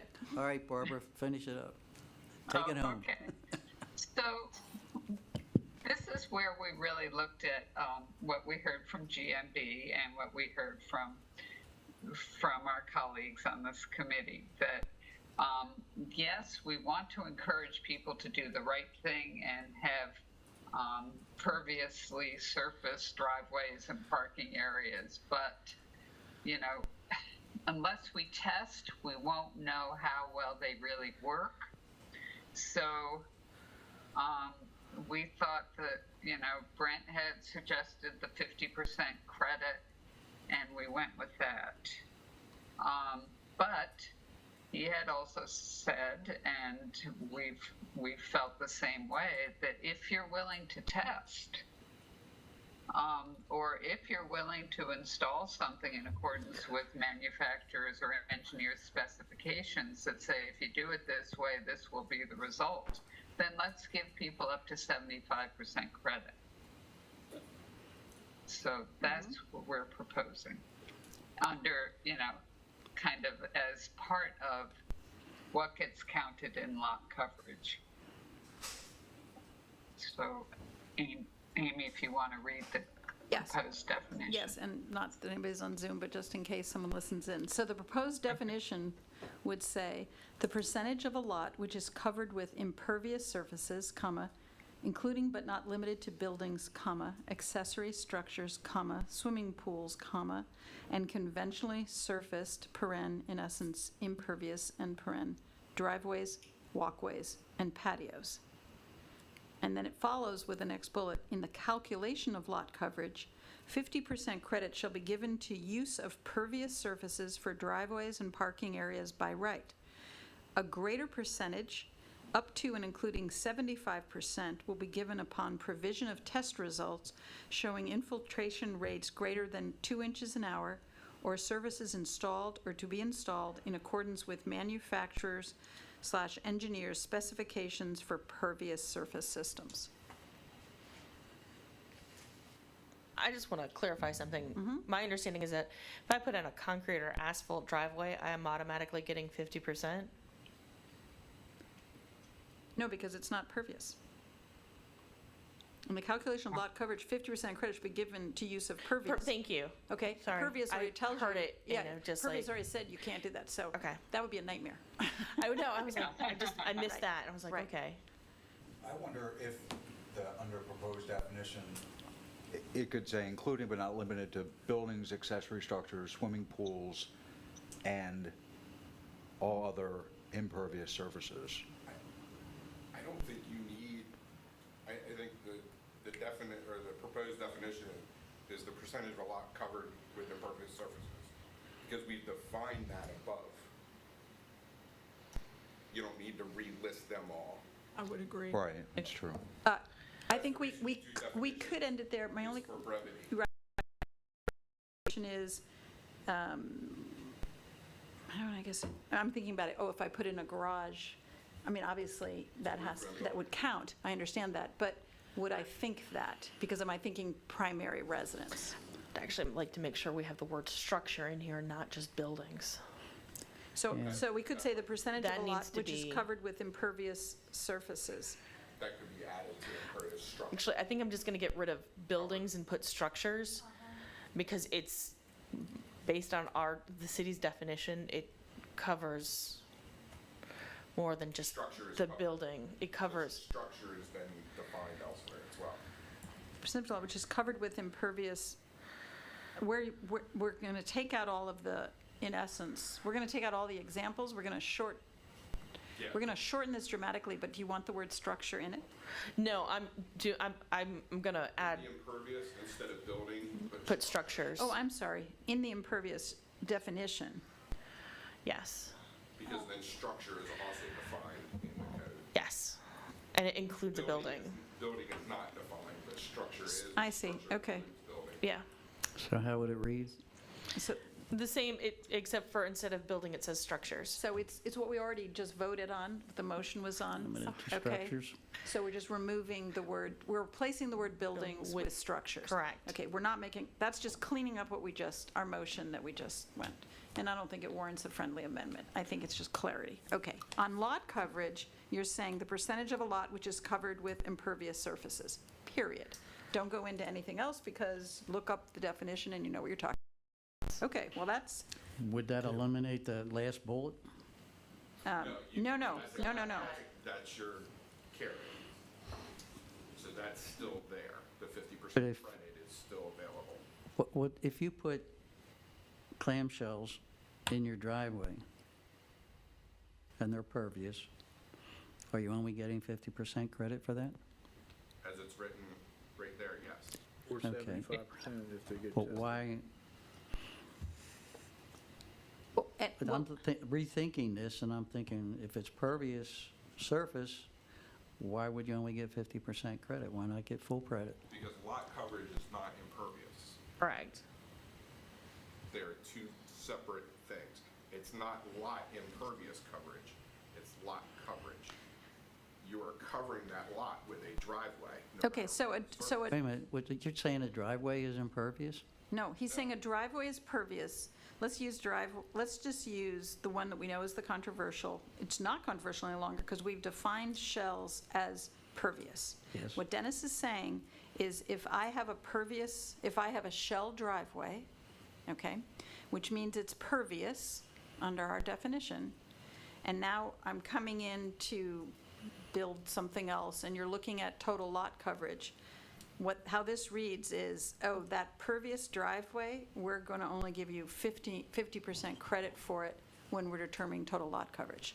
And that's not where this sub-task group was. So then I would propose a definition for lot coverage that the percentage of a lot which is covered with improved surfaces. Meaning what? Then you could put Not, a comma, not soil. impervious surfaces Say that again. with an improved surface. Because a driveway is lot coverage. Correct. Whether it's pervious or impervious, Correct. Is what? it is lot coverage. The lot is being covered by something. Correct. So a driveway is covering part of the lot. And a driveway is an improved surface. But if a driveway is using pervious materials, Then you get the 50% credit. well, why don't you get 100%? Well, because they wrote it as 50. I know I that, know, but, I'm rethinking that. Well, no, I know I it mean, does. Yeah, about- an earlier argument on that was that people then go park cars, trucks, other things on that driveway. That was an earlier argument. That was that was certainly part of it, and also a clamshell driveway may be on a subsurface that's not pervious, and then it loses its permeable characteristics. Why couldn't you change This the was a- 75 to 100% then? In other words, Because lot coverage is not impervious. They are separate things. What is lot coverage? An improved surface on the lot. The amount of the property If that I- is covered by a building, a sidewalk, a swimming pool, a deck, a driveway. And if I put stones that are greater than a quarter inch around my house, what is that? Still coverage on the lot. Does that count as lot coverage? That's the question. well, If okay. that- So go back to their definition. If the definition for lot coverage is simply the percentage of a lot which is covered, okay, But what they're proposing is it covered with impervious surfaces. So they're proposing a different way, okay, to think about lot coverage. They're saying it's not the definition of what is covered or planned to be covered. It's what is covered. Right, so those two don't go together right now. I know, and that's what we're trying to work through. What I think Barbara and Dennis came up with was, why can't the definition of lot coverage be the percentage of a lot which is covered with impervious? Saying that's what we really don't want a lot of in the percentages, in the 65. That's what the current definition. No, the current definition doesn't say or plan Yes, to it be does. covered. Well, it's because we've defined impervious now. But So the. But we've Patrick makes a redefined good it. point. We redefined it. I'm Pardon me? sorry. The existing definition includes off-street parking, period. No matter the surface material. But you said earlier that lot coverage is not just impervious coverage. Correct. What It's an else would it be? improvement to Okay. lot.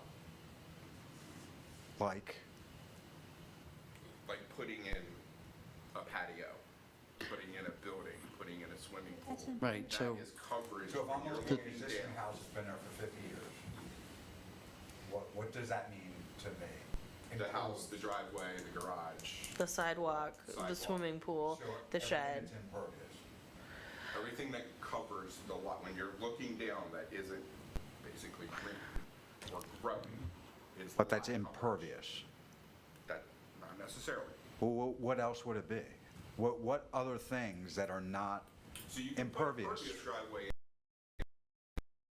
for a second? What else other than that would be lot coverage that's not impervious? Right, that's the question. Like a That's exactly porous, right. I think what Brent's trying to say is like, it's a discussion you guys need to have, a porous concrete walkway. It's porous, but it's covering the lot. Well, if it's So it's porous, meaning pervious, Yes. then if it's greater than 2, it's 100%. Right, because we added the definition pervious. for pervious. These are, No, it's not. He just said Right. it's something that is, it's porous concrete or pervious concrete. so in the application of how it functions now, I think you could probably potentially ask for an exemption with Planning Commission or BZA to get it as not lot coverage. But if you're improving the surface of that lot, it is lot coverage. Regardless of whether Whether it's it's pervious pervious or or impervious. Correct. Well, if you plant a lawn, aren't you improving the surface of the And that's why I said not. they're not natural? What are you basing this on, Brent? Yeah. Your driveway covered your lot. That's what I'm basing it on. But Your driveway, when we, Go ahead, Charlie, go ahead, Charlie. 50% and the 75% if tested was because we've done one test of Barbara's driveway and we've got anecdotal evidence of other clamshell and stone driveways that they are pervious, but we don't know whether every clamshell driveway or stone driveway would be pervious. So this was a compromise position of 50%. You would get 50% credit just by using stone greater than a quarter inch or clamshells. And if you had it tested, you could get up to 75%. I thought that was what that was all about. So I have another question. So I have pea gravel that's over sand soil. Is that lot coverage? So that, As it's of today, it 800 is. square feet, as of today, it is. even though it's pervious. Correct. Well, it's That's still considered lot coverage? as of today, it is.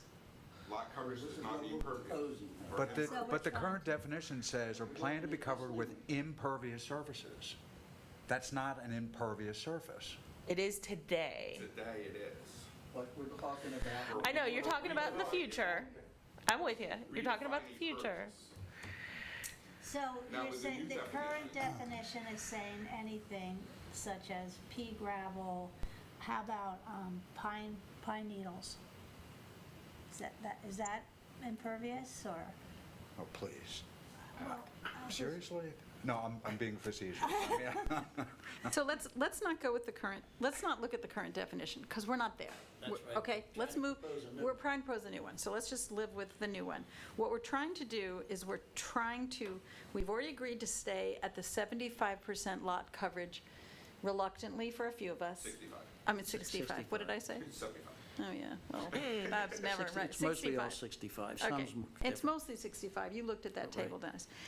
And so we also are trying to balance giving credit when someone does know their subsurface is permeable, like sand. You kind of give them, credit's not the right word, you helped in defining pervious with shells being in the pervious section. So now we're just sitting back and we're saying, okay, when the city defines my lot coverage, I want to add something, and my total is 65%. What this proposed definition is saying, we're going to give you credit if you're using permeable materials. Okay? That's the first thing this definition is doing related to the calculation of lot coverage. So a shell driveway So a shell driveway. counts as 50%. That's what this proposal is saying. Yep. Actually, it doesn't, Why? because your proposed definition of how you calculate lot coverage is just the impervious area. You've put shells in pervious, so 0% of that driveway counts in lot coverage when you put just impervious surface in the lot coverage. That's correct. Unless you have this caveat. So there's no caveat for 50, you're not getting 50% of anything, because if you put shells in, Well, the caveat of The in the driveway- calculation can't sit as a separate bullet. It has to actually sit in the bullet. Definition. It has to sit in the definition. but if it's pervious, it's not counted in the lot coverage at all. That's correct. So there's no credit given to anything. You're giving 50% of zero because it doesn't count. What it for lot does, coverage. what it doesn't take into account, though, is that over time, if not well-maintained, something that begins as pervious could become more and more impervious. No, I know that, and I've actually done some research, because you always remind me of that point, Charlie, and it fails, permeable pavers fail. They don't fail overnight, but they do have a downward turn, but it can go 30 years. And so, freeboard should be higher than 3 feet if I want to live farther out. So I feel like we just have to put some guardrails up here that are a little bit more reasonable. So, Go ahead, Janelle. The percentage of which a lot is covered with impervious surfaces and pervious driveways. However, pervious driveways can be up to 50% if, I got it. If you want to give the credit, Yeah, you got to get you it, have to count the driveway, no matter the surface, in the lot coverage. I get that point. You want to calculate it because it can be a benefit to you. Right. Okay. And driveways should count Percentage of lot is in covered. lot coverage, Why? because you're So- covering the lot. Because you're So covering Brent, a lot. that- You're covering the other areas of the lot with shells. Does that also So fall that's into where- that? That's where the 50% comes in. But what if I'm put them alongside of my house, not a driveway, I have stones, You're not driving over them, you're not compacting them over common. and I can go back to Charlie's anecdotal. Over 50 years, next to my house has been clamshells, and that water runs right through there. It's just as porous as it was when it was put in there, and people park there all year round. I can show you gravel drives that hold water. And, well, we're not going to cover everything. so maybe this is a definition we put off to the next one so we can get to the items for the workshop, so I can have that No, information. I understand that, but I think we have to spend just a little more time. No, I'm just- I know, I hear you, and we're going to have another meeting this week. You and I are about the workshop. We have that on Wednesday. Perfect. So if we had this in the calculation of lot coverage, however, if we added the word however to their definition, 50% credit shall be given to use of pervious surfaces for driveways and parking areas by right. If we add the however, it brings it up in, But if it's a pervious surface, it's never calculated to begin with. You're not giving credit for anything because it counts at zero. Was why, Brent, you wanted to change impervious in the definition to improved, right? Correct. So Is that what I'm I understanding? come in with a new house now, I've got 1,000 square foot driveway that's proposed as half-inch gravel. It doesn't count as lot coverage, so I can't get any credit for it. Yeah, In you don't order to need get any. credit, it has to be counted. And in the original definition, lot coverage shall include off-street parking areas. We're not and talking driveways. about the original I know, definition. but I'm saying that in order for things to give credit on something, it You has have to be to. counted originally. Right. So could we say in the take out the 50%, could we say in the so proposed definition is the percentage of a lot which is covered with impervious. In the calculation of lot coverage, however, credit shall be given to use of pervious surfaces for driveways and parkways. You can reverse that because there's no credit. Okay, an It's allowance? a pervious surface placed in the driveway shall count as 50% of that driveway area to lot coverage. You're effectively giving the credit, but you're counting 50% of it. So would it be the percentage of a lot which is covered with impervious surfaces and driveways and off-street parking? However, 50% credit shall be given to pervious driveways? I would suggest we put this off because I think 'Cause I think one that of our gets to city what you're council trying to do. persons is going to bring this up. And his position is that pervious surfaces don't count in driveways, period. So I'm not sure where we're going. So if that's the case, then the 65% is way too high. Yeah. Right. Agreed. There's a lot to consider here. Yeah. I mean, if that happens, there's some benefit, Well, but then you'd go back to the 65% and say, wow, you're not even calculating that covered earth part, then why are we allowing such a high, why are we so out of line with the other coastal towns? I mean, I can imagine the direction for that, Right. which is clarity, but it actually causes a new problem, and I don't think we would all be at the 65% anymore. So that's my point. More Instead of a than- credit, But require a 50% calculation of a pervious surface on the driveway. That way, part of it counts, and you're effectively getting the credit. Yes, Yes. You know, Yes. it's just, you can't give Okay. a credit from zero. okay, so let's Okay, do. I got a question. Go ahead. Janelle, Yep. clams, shells, and stones in a driveway are considered impervious right now. Correct. And when that policy was put into place maybe 2 years ago, prior to that, they were not considered impervious. I can't answer that one. I think it was yes and no as to how it's calculated. 'Cause I'll change it from a question to a comment. 2 years before this policy was put in place by the city manager, stones were not considered coverage in a driveway.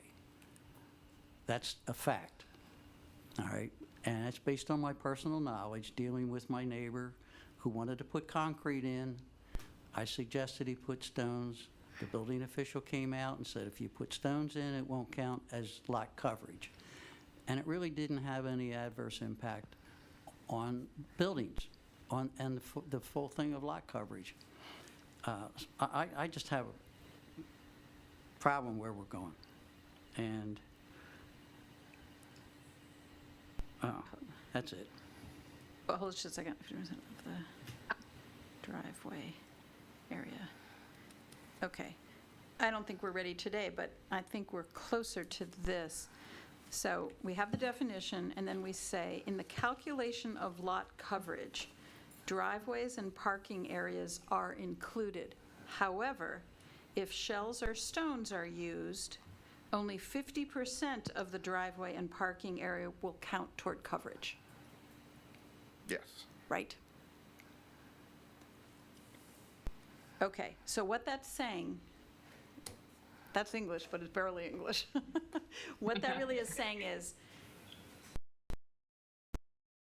areas impact the earth. But if you use what we've defined as pervious materials, and specifically shells, and stones, we're going to not count 50% of that coverage when we look at the 65%. In essence, we're giving you a credit, but we're basically saying is we're pulling it out of the denominator. We're calculating the We're lot coverage. calculating the lot coverage. We're not giving a credit back. We're not giving a credit back, but Right. we're saying is your lot coverage is this, we're actually going to say your lot coverage is this. So it's the denominator changes Right. in the calculation. And so that addresses driveways. How about patios that are not compacted at all? Patios that are Gonna be- using a pervious material, Correct. Don't count at all don't count. towards lot coverage. Don't count toward lot coverage. No. What if you have a driveway that is sand? Nothing You're on not it, allowed. nothing You're on not it? allowed. You're not allowed to have a sand drive. Pardon me? You're not allowed You're not to have a supposed to sand have drive. one.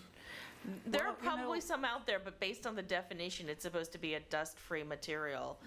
I think we took the dust-free out. There were some changes, I don't know exactly That came what out. one changed, I can Dennis. guarantee you. No, there are houses on the beach where you can go, you can drive in an alley and drive onto the back of the house, and it's sand. And they're existing. They're existing. They're I mean, not- we're talking they're about lot the, coverage Non-conforming. right. I mean, every time. Pardon? They'd be non-conforming Why? because of the current definition of what a driveway is supposed to be. Oh, I'm not trying to argue with you, Dennis, I'm just trying to, based on, yeah, but can common sense enter into some of this somewhere? But it's not about what exists now. It's if somebody comes, okay, let's be clear about this. There's a lot of anomalies in every city in America. So you're right, Dennis, there are sand driveways in Lewis, there are basements in Lewis. Yes, There are there things are. that are not in code, okay? They exist everywhere, okay? But they exist. We're not addressing that. We're addressing if somebody comes and they wanted to be putting in something, they're now in our new world, which they mostly should like, which clearly defines permeable and impermeable. So you want to put in a patio, and you're doing a permeable material, we're not counting it against your lot coverage. You want to put in space decking with grass and sand underneath, we're not counting it in your lot coverage. These are good things that we're giving people some room on. However, driveways take a significant part of lot coverage. And because we did accept the 65%, even though it's higher than lots, because that was the tradition of Lewis, we're saying, by the way, we're going to give you a benefit because shells and clay we've determined are pervious, though we know in some surfaces they're not, but in many they are. We're changing your denominator, and we're going to take 50% of the size, length, and width of your driveway, and we're taking it out of the calculation. And if you test it, it would be 75%. And if you test it, you'll even get more. I mean, to me, that We- was, I think there's a that was the compromise. beauty Yeah. of the That's whole right. thing, was Right. that there were so many unknowns related to Correct. these driveways that you were going to offer some credit. I mean, Absolutely. And not all driveways in Lewis are at the beach. This gives the folks who have sand, they can go up to 75%, and the folks that are on clay, Yeah. they can go to 50%. So this is the compromise, but I think what, Brent, you've done is you've clarified that it's not as written as a credit. It's just we remove it from the calculation. Okay. All right. So I think what we should do is not vote on that because we have to settle in and think about it. Barbara, are you clear to rewrite this, or you could send it to me on? Yes, I think I can give that a stab, unless Janelle wants to give it a stab. Janelle's leaving to go on vacation for Alaska. I'm trying not to give her too much more. Okay, you're okay? I've got something Okay. that I will send out to everybody, Okay. including the other two definitions. Okay, so just to go over your notes again, what I was adding is, in the calculation of lot coverage, driveways and parking areas are included. However, if shells or stones are used, only 50% of the driveway and parking area will count toward coverage. Okay, and then we'll look at that. Okay, all right, given it's 3, I want to get the water ordinance. Dennis went through the water ordinance before and found the and this is in what Kate's given you for the, our update tracker. This was many meetings ago that Dennis helped us to take out. I don't know, Dennis, what would you call it? It's no longer applicable, it was a hangover. Well, just it was- that it has already been resolved. It's already been resolved. Yes, Right. but we didn't make a motion on it. Right. So I didn't know if anybody had time to look at anything else that's in the current water ordinance. This ordinance had been updated recently, so Dennis was just looking at the anomaly. If we want to, we could vote on his change and then say we're done with reviewing the water ordinance. Or if people feel like they need to read the water ordinance fully again. Just for clarification. Yep. We're talking about floodplain.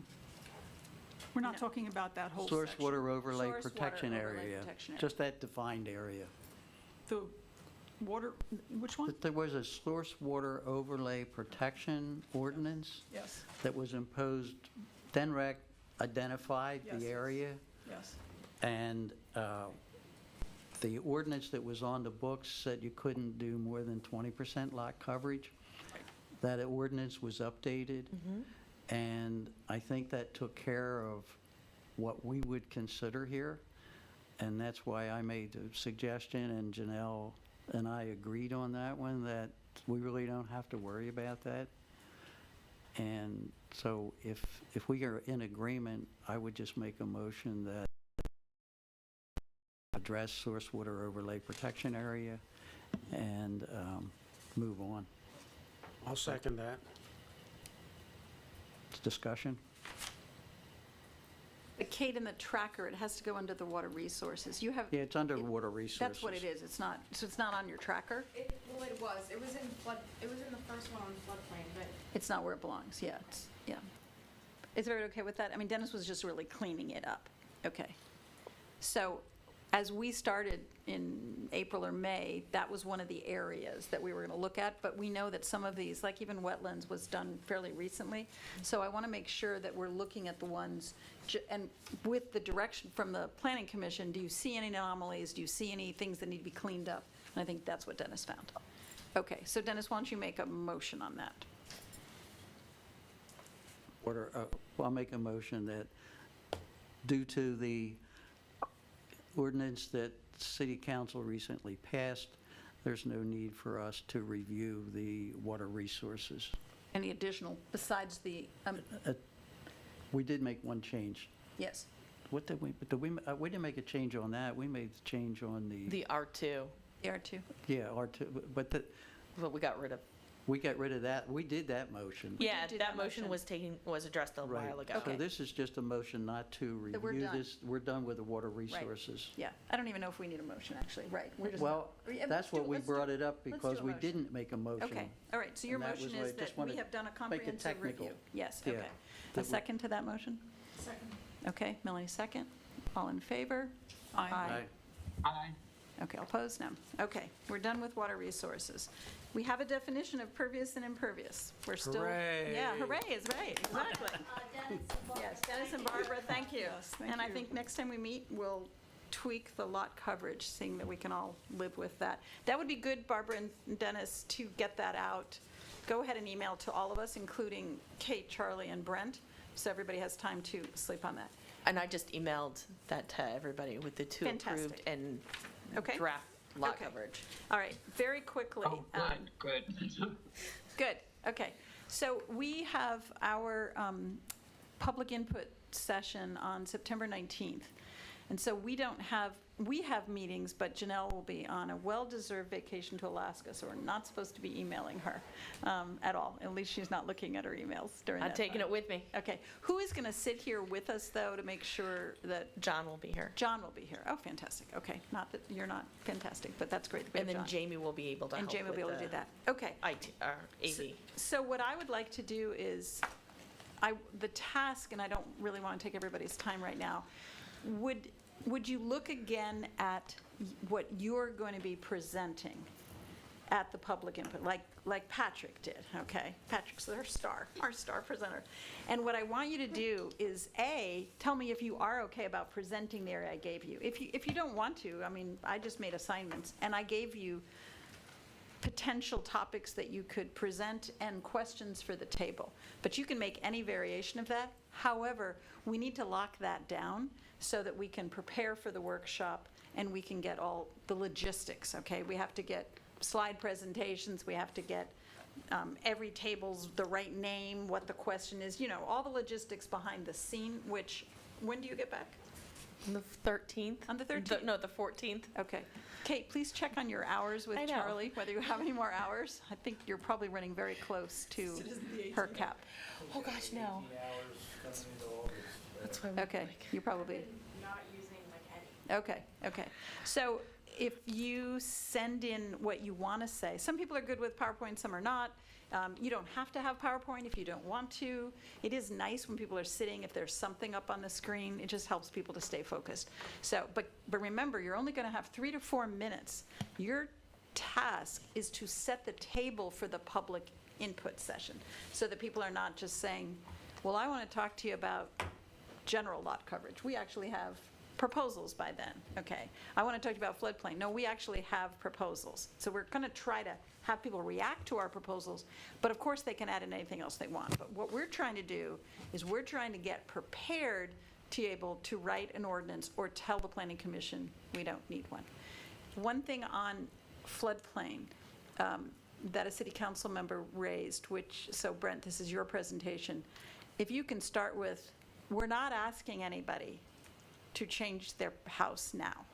Okay, I thought that was self-evident, but it wasn't to an elected official. So that's the first stage. However, if you start to, let us tell you about the new world that we're proposing, okay? So I think that's important, very important for people to accept all of that. If you have resources that you find are very interesting, so Melanie on dark sky lighting, you might have some resources that someone says, I really want to do that on my own property. And so if you have anything that they can go to, that's helpful. Bob, if you have it on pesticides. If anybody has something, let me know what those are, and we'll get organized. And there will be a resource table, there will be a laptop, so people can go in and put in their address. They may not know what their flood zone, where their property is by chance. Okay. I was just thinking what you told Brent to do, that would be good for everybody because it doesn't really impact anybody as of today. Yes. It's when you want to do something with your property, Yep. if they get adopted, that's when it would impact. Because we're not changing anybody's property today. Correct. But we're not grandfathering. Okay, because if you touch your property, you add a new building, then If you you're in a new stay, world. you stay as you are forever, you're non-conforming. If you do something, you need to come into conformity. Yes, exactly. Okay. So remember that with FOIA, you don't communicate to all of us by email, or you are actually in a public virtual meeting. So you're going to have to deal with me.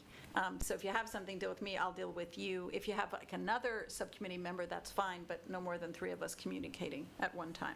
And then I'm also happy to meet with anybody if you want to meet in person and discuss Yes, what we I have. do. Okay. And then Kate, that's where I'm going to love to have a little bit of your help if someone needs slide presentations. But So okay. 3 at a time if I communicated with you and Melanie. You're fine. 3. Yeah, you're fine with that, Counting me. but no more. Yeah, and you're also not making decisions. You're not making any so decisions. You're good. And one other just comment that Nancy Stacy has made, just to reiterate, which I'll do in my opening remarks, this is not a public hearing. We do not have an ordinance. We are seeking input, but we have ideas for people to react to, but this is not the official public hearing that the Planning Commission would be sending a recommendation to the mayor and city council, and they would be putting it out for an actual public hearing. This is an input session. Update, we have 500 footprints already. I mean, we have a significant number. I will tell you just in general that most of them are about trees. I'd say it's the number one is trees, the next one is development. But you can imagine that's mostly adults, not the kids. It's stop the development, because they're thinking everywhere. I don't think they're always thinking just Lewis itself. But in the development, there's also the balance of keep those open spaces. There's an increasing number of, it's all about protecting the wildlife we have. I don't mean just raccoons and all, but kids are really talking about insects. They all must have taken a pollinator class because the kids are really on this issue about, wait a minute, I'm very worried about pesticides. They'll describe that as chemicals or things you do to harm. They're not using the word pesticide. Or they'll say, I'm very worried that we don't have good places for the deer, for the fish, So they're caring about the animal, mammal, and insect world. But we really have a great distribution of comments from people. We've only had 3 that are not going to be used because one was super political, one was about affordable housing, valuable but not this mission, and then there was one more, I think it was that was political, and again, we're not political. There was one footprint about, I don't believe in climate change. That will go on the tapestry. That's that person's view, and as we said, all those issues. But really, the majority of people are very engaged and very appreciative to the subcommittee for having an opportunity that they could communicate. We have one more place we're going. Joelle and I are going to the senior center. I refer to it politely as the club because I know I'm a senior, but it's nicer to say the club with Joelle. We're going to go tomorrow morning and solicit some comment from folks that may not have been at some of the other events we've gone to. But special thanks to Kate and Janelle. You guys have gone to so many different events, and I think it's fantastic that we have, it's 500 public comments. And in that, there's probably another 100 because some people gave us a list of things, okay? But we'll have that organized afterwards. Okay, so email me on your topic if you want to change your topic, if you don't want to do your topic, if you want to revise your topic, whatever you want to do. I just want that locked down so that we can, when Janelle gets back from vacation, we are organized and ready to go. Okay, anybody else comments? Sorry if it's a long meeting, but yes, Barbara? I have a problem with my topic because we haven't talked about it in the group at all. So I can't really talk about what we're thinking about. Correct. So, I can email you what I could possibly do, but at this point, it's not reactions to any proposal we have that I'd be looking for. Barbara, your topic and Joellen's have that same issue. And so I've talked to Joellen about saying, this is the challenge. The challenge is how do you protect a habitat for insects, wildlife? And there is no proposal. So hers is much more of, here's the challenge, and now here are our questions to you. You could take that as, what's the challenge going forward with using renewable energy sources, and what is the input? So you wouldn't have a proposal for anybody to react to. You would have a topic with questions, if that helps. But feel free to meet with me and we can go through that. The only thing we've seen on the footprints that we have seen children asking for solar. You'll see it in the video that I'll show you. There are many children talked about electric vehicles, more these are their words. We need more charging stations, we need windmills, we need solar energy. I did not hear that from any adults. I did hear that from children. So I can talk to you. And I hope at the next meeting, if possible, I'll show you the 3-minute video. We're putting a video together of all the kids' voices to set the stage for our input. And they were wonderful. And thanks to the Lewis Farmers Market, because they gave us a great opportunity. Janelle and Kate and Nancy, Stacy, and Stan and I were there, and videotaping kids. And they were very clear about what they wanted the grown-ups to do. Yeah. All right, yeah. And Barbara, I'm focusing really on, as Amy said, the challenge, but giving people information from an educational perspective primarily. Okay, good idea. Thank you. Okay. Anybody else? Our next meeting's the 11th? Yes, our next meeting is the 11th. We have a lot of meetings in September, and then if you all want a little bit of a break, I can understand that. But we need a meeting on the 11th, and then we need it on the Monday before our public workshop, because Janelle is back and we could have questions as well. Okay, meeting on the 11th. So I need a motion to adjourn. So moved. Dennis, second? Second. Joellen, okay, great. All in favor, I know. All right, thanks, everybody. Good session. Again, Barbara and Dennis, thank you. You got us miles ahead. I saw the entire video of the Donovan Smith meeting. It's this long. I know, so sorry. I try to keep us, but boy. We're there the whole time. Melanie, thanks. Melanie, are we on wetlands